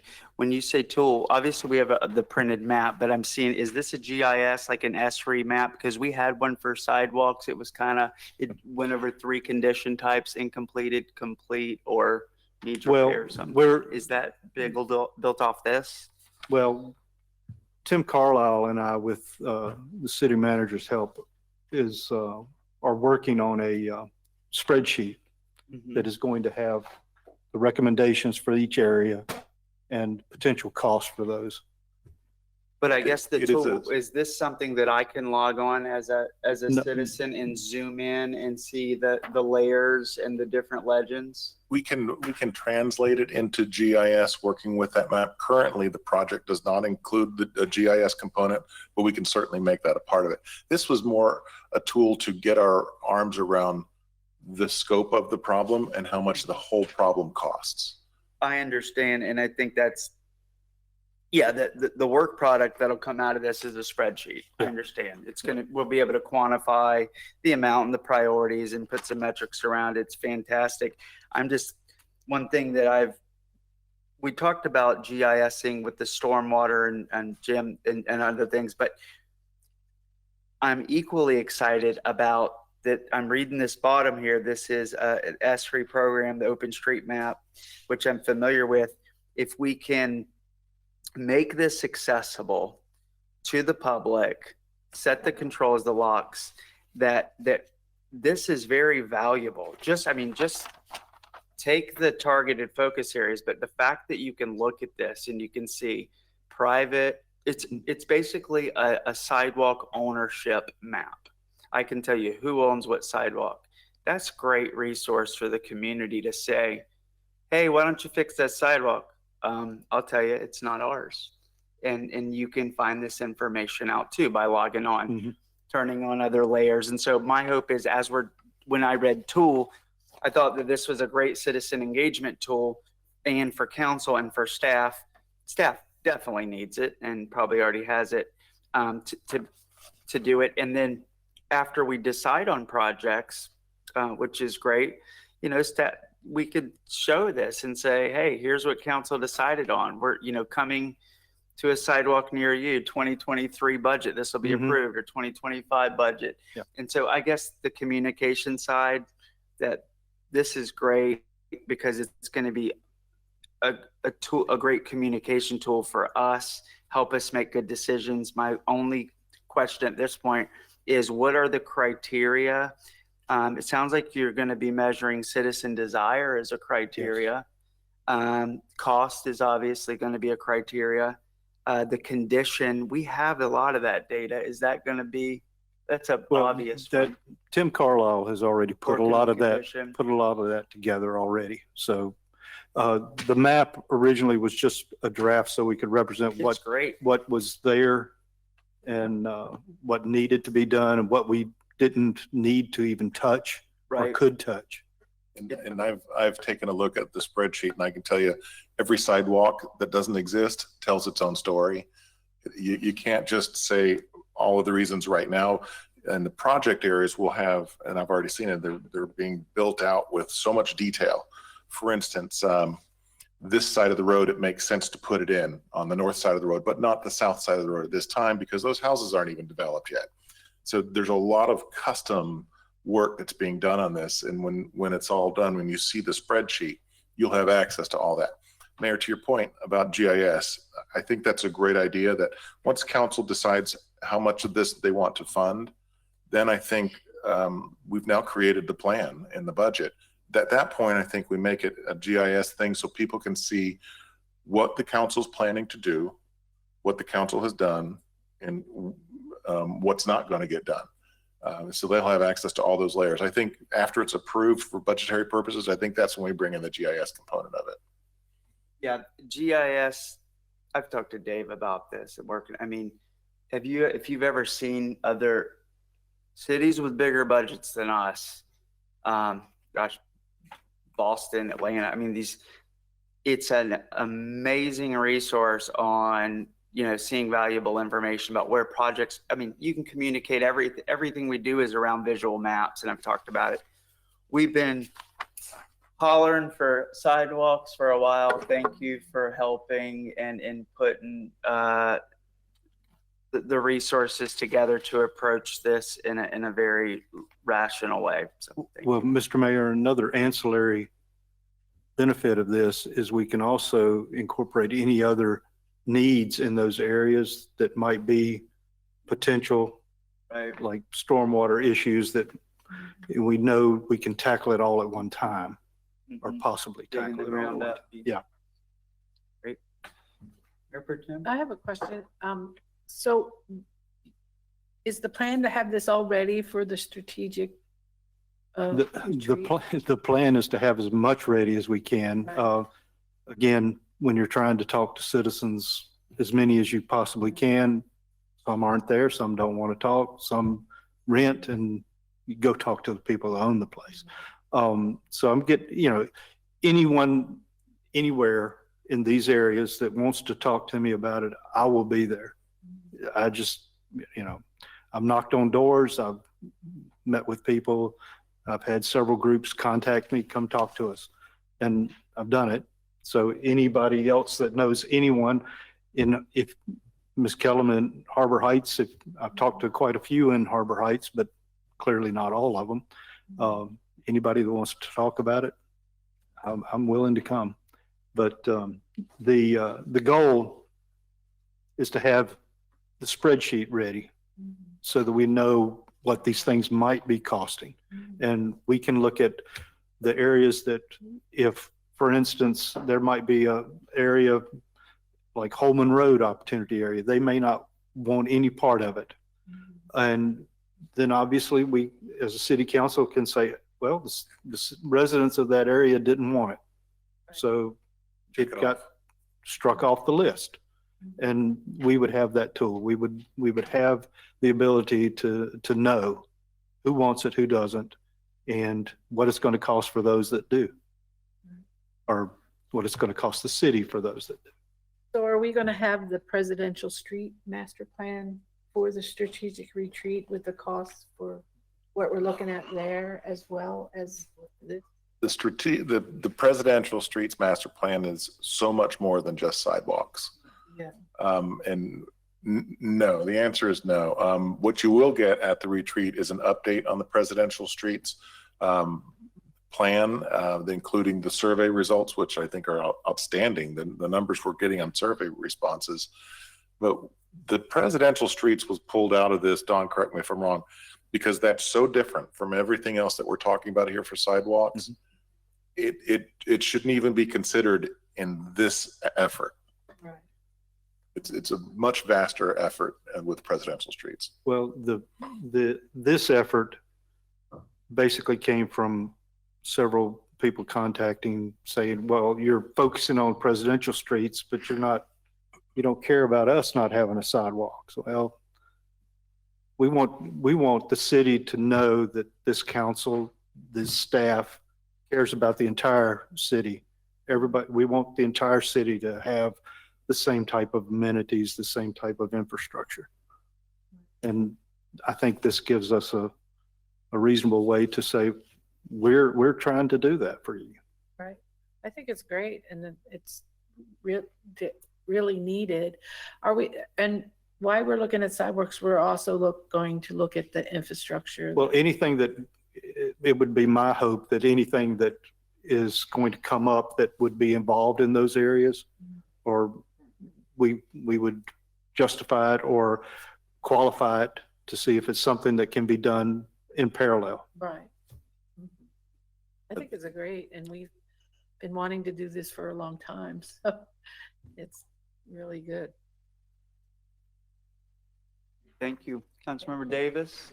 No, I think it's a great idea, and you've done a wonderful job, so thank you. Well, And staff. the staff has done the real work. Councilmember Raymond? Good? Wonderful. Thank you. Great, yes. Yes, thank you very much. I don't know whoever said this to me, but they said, to do anything, you got to be two things. You got to be willing and you got to be able. And what I like about the approach of, Holman Road as an example is, are you willing to have a sidewalk? It might be, yeah, we can do it. We can figure out the able side internally. We can figure out the cost, the materials, the time frame, how it fits in. But by going out and saying, hey, is there a will out there? Is there a desire out there? Is going to, I think, separate this project to be a really success. So thank you. And with that, any more final comments, Councilmember Willis? No, I just want to thank City Manager Dave Dickey and Tim Carlisle and Brenda Defoe Sumpernot for their hard work. Yes, thank y'all very much. Agreed. Looking forward to it. And I think the goal, the next steps that we're, Crystal, working towards strategic, right? Yeah, that he's going to bring, as I understand it, the best data we have to the retreat. Right. And the sidewalks will be done at the retreat. No, no. I'm teasing. Yeah, okay. No, that's okay. Number 16, last but not least, Mayor Pro Tem Kellum. Yes, thank you. I just wanted to bring this up for conversation and get the feel of the council on parking. I know we've revisited this a couple times and made some changes, but you know, listening to the revision sessions and what people say and how, you know, the things they want in our city, how do we get there? And do we have, you know, let's start now trying to figure out what we need for ordinances changes or zoning changes to create the city that everyone's talking about. And so I did some research and I talked to Dave and Todd about maybe changing the parking requirements for, and I did bring some pictures. I think Daniel has them back there of different places I'm talking about. And, you know, parking is a big problem for a lot of places. And these places are huge parking lots that look depleted and old. And, you know, they don't provide any, you know, we don't get any tax money from empty parking lots. And I was out taking pictures today. And if you could scroll to the next ones, Daniel. These places like this, I talked to Vincent Keenan, who is, he's going to bring back the old Moon Hut there. I talked to him today, yeah. And, you know, like this place and Ellie's place next door, because of their required parking space, it's a problem. So we want to promote small businesses and small restaurants and boutique little, you know, shopping, retail shopping. So if we lowered the minimum parking spaces, not for the residential area, but for commercial areas like this, I think it would help businesses and bring more small businesses to our city. When I talked to Mr. Keenan today, he said, you know, that for his restaurant, he's short a few, but he wouldn't mind sharing the parking lots with Ellie Mays, who she's short a few. And he said that, you know, if their overflow was there, it, you know, to have a parking lot that's full at a restaurant looks like you have people in there. So my thoughts were, you know, parking lots, they force small businesses to spend dollars trying to design parking spaces and fighting over designated parking spaces. And are we losing little businesses or even medium-sized businesses from coming here because of our parking ordinances and the sizes we need? And again, it wraps in with mobility and electric vehicles and people riding their bikes and being a walkable, bikeable city. Can we lower the parking ordinances because we have more people? You know, if the golf cart thing passes, they're smaller, they take up less space. I just think it's something we need to think about in the future and maybe have the staff look at different ways we could reduce the need of the requirements for parking spaces. There's other cities in Florida that I looked up, and like Punta Gorda, any building 10,000 square feet and below, they lowered their parking requirements. And I know we tweaked the parking ordinance to help at the multi-generation center to save the trees, and I think that's awesome. But you know, we strive and we're branded as a walkable, bikeable city. And we're the growing use of electric vehicles and trying to preserve green space. It's not an easy task to do this, and there's a lot more to it than just this conversation. But you know, we are landlocked. There's not a lot of places for parking, but we do want businesses and services here for the residents. So how do we get there is what I'm bringing up for conversation. And you know, I was talking to Todd, and we have the major highway splitting our city. So that's a big conversation and a big concern on lowering parking spaces. You know, where are people going to park? Are they going to try to cross A1A? That's a big concern. You know, we don't want to cause a safety issue by lowering this. But I think to get where we're revisioning our city as, you know, what can we do now to start to get to where we want to be, you know, as the small beach town place that has services for the and businesses for the residents. So I just wanted to bring it up and see where the conversation went and what you all thought about it. Thank you, Mayor Pro Tem Kellum. I certainly got something to say, but council, anybody want to jump in? I have something to say. I think that one of the things we can do is make certain that there are proper motorcycle and compact car parking, because I get irritated when I try to go into a parking space. It's a tight parking lot, and there's one motorcycle in a big, huge parking space. So I think that that's one way that, you know, if we have the appropriate motorcycle and compact car spaces, you can get more spaces in. And maybe more designated bicycle spaces with, Well, you know, bicycles can go into a proper place. I mean, the restaurant can provide the bike rack in an appropriate place where it would not take up any parking spaces. And I Well, think I'm they try- should do that. If you ask businesses to put in a bike rack, they will. It might take 3 years, like the Dollar General. It took about 3 years for them to put in the bike parking, you know, the bike rack. But they will do it eventually. Thank you. And we can walk to so many places. I'd like to see more people walking and biking to our different places too. Thank you. And Daniel has more pictures I took of different places so you can see, like Oh, yeah, there's a like these convention, yeah. places. And And that- behind there, it's South of that, it gets bad. and this is behind there. It's like acres of empty land.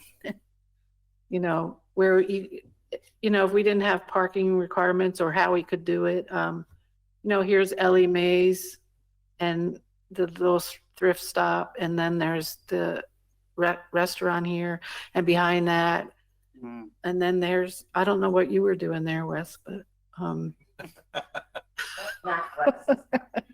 but there's another huge parking area. Oh.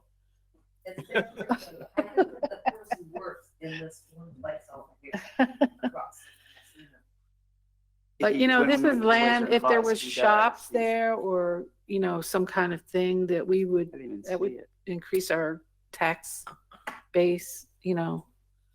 So I don't know. I just thought, you know, we talk about the little town that we want and what we want and how do we help businesses come here and thrive. And like the restaurant, you know, he's going to have a problem because he doesn't have enough spaces. So, you know, and maybe down the road buy smaller lots in the area, in that area, especially across the street, and make a city-owned parking space, you know, where it would help the businesses and also help, you know, from them parking all over the streets, make a little parking area.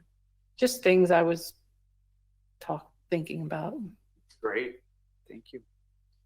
Councilmember Davis or Willis? Oh, Werther's original? No. Oh. Yeah.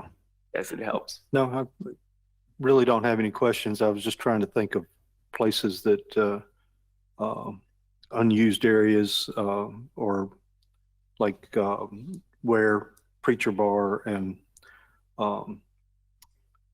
Subway were. I believe Mr. Bogger actually, correct me if I'm wrong, Todd, Mr. Bogger actually, rented them some spaces at the hotel for a while. Correct. So I'm just trying to think of where things like that could happen. To fix what, where parking's an issue? Yeah. Where mutual private property owners can lease out their space? Mhm. Yeah, I think that happens all the time. The We don't even problem know with about it. is transportation.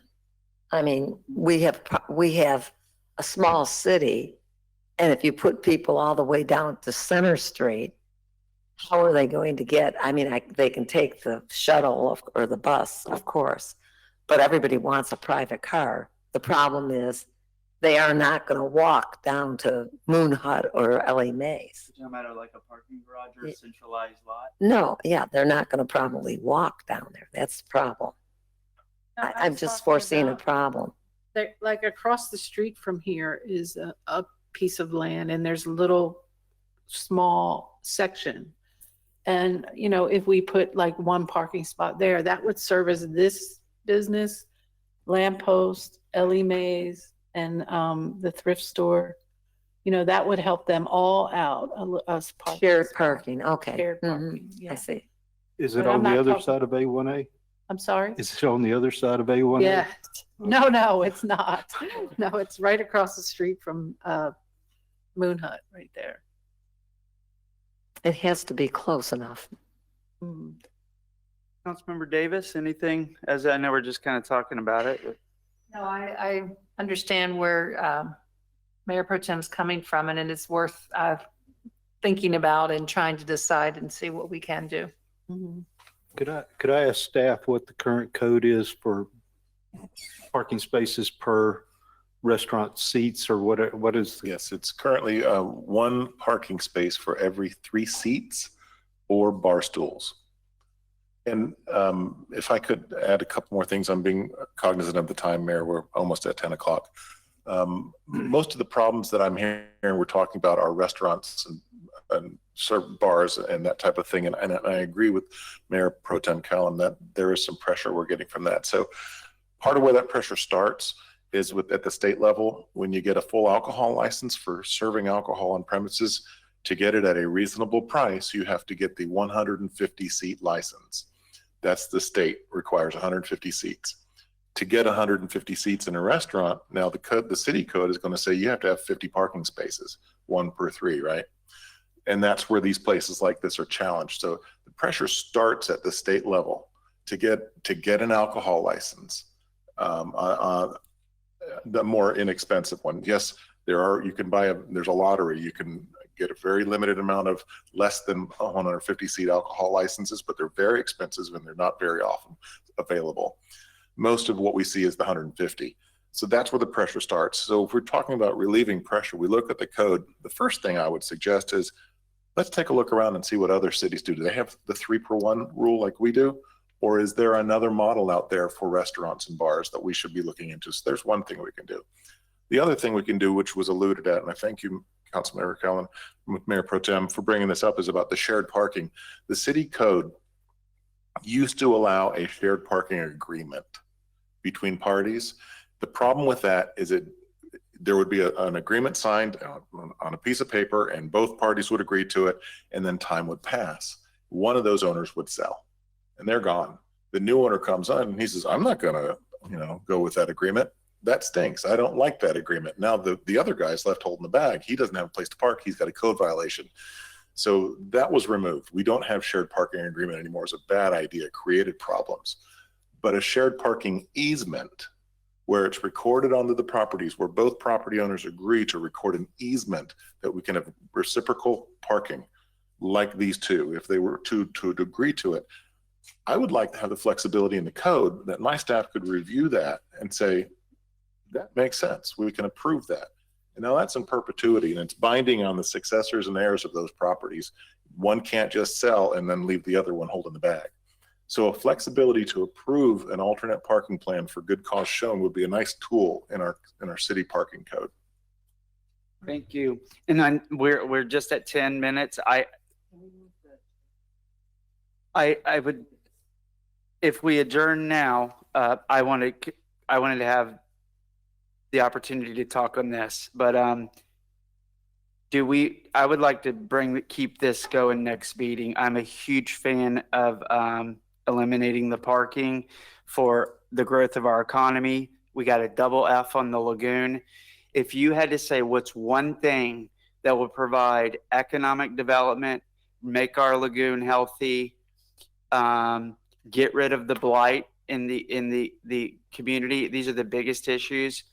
While it's not a silver bullet, I would do exactly what Mayor Pro Tem is saying and say, get out of the parking game. I've had some good, positive spirited conversations with Dave and our city manager. And if we are looking at what other cities are doing, let's look at the cities who have completely removed parking minimums. And with that, I think we got to go 10, or we got to extend. Council? I'd What do you like wanna to do? move to adjourn. Okay. Let's do it. We're good. We got through 18 items, or 16. Also, City manager, we okay? Good. Yes, sir. Okay. Meeting's adjourned.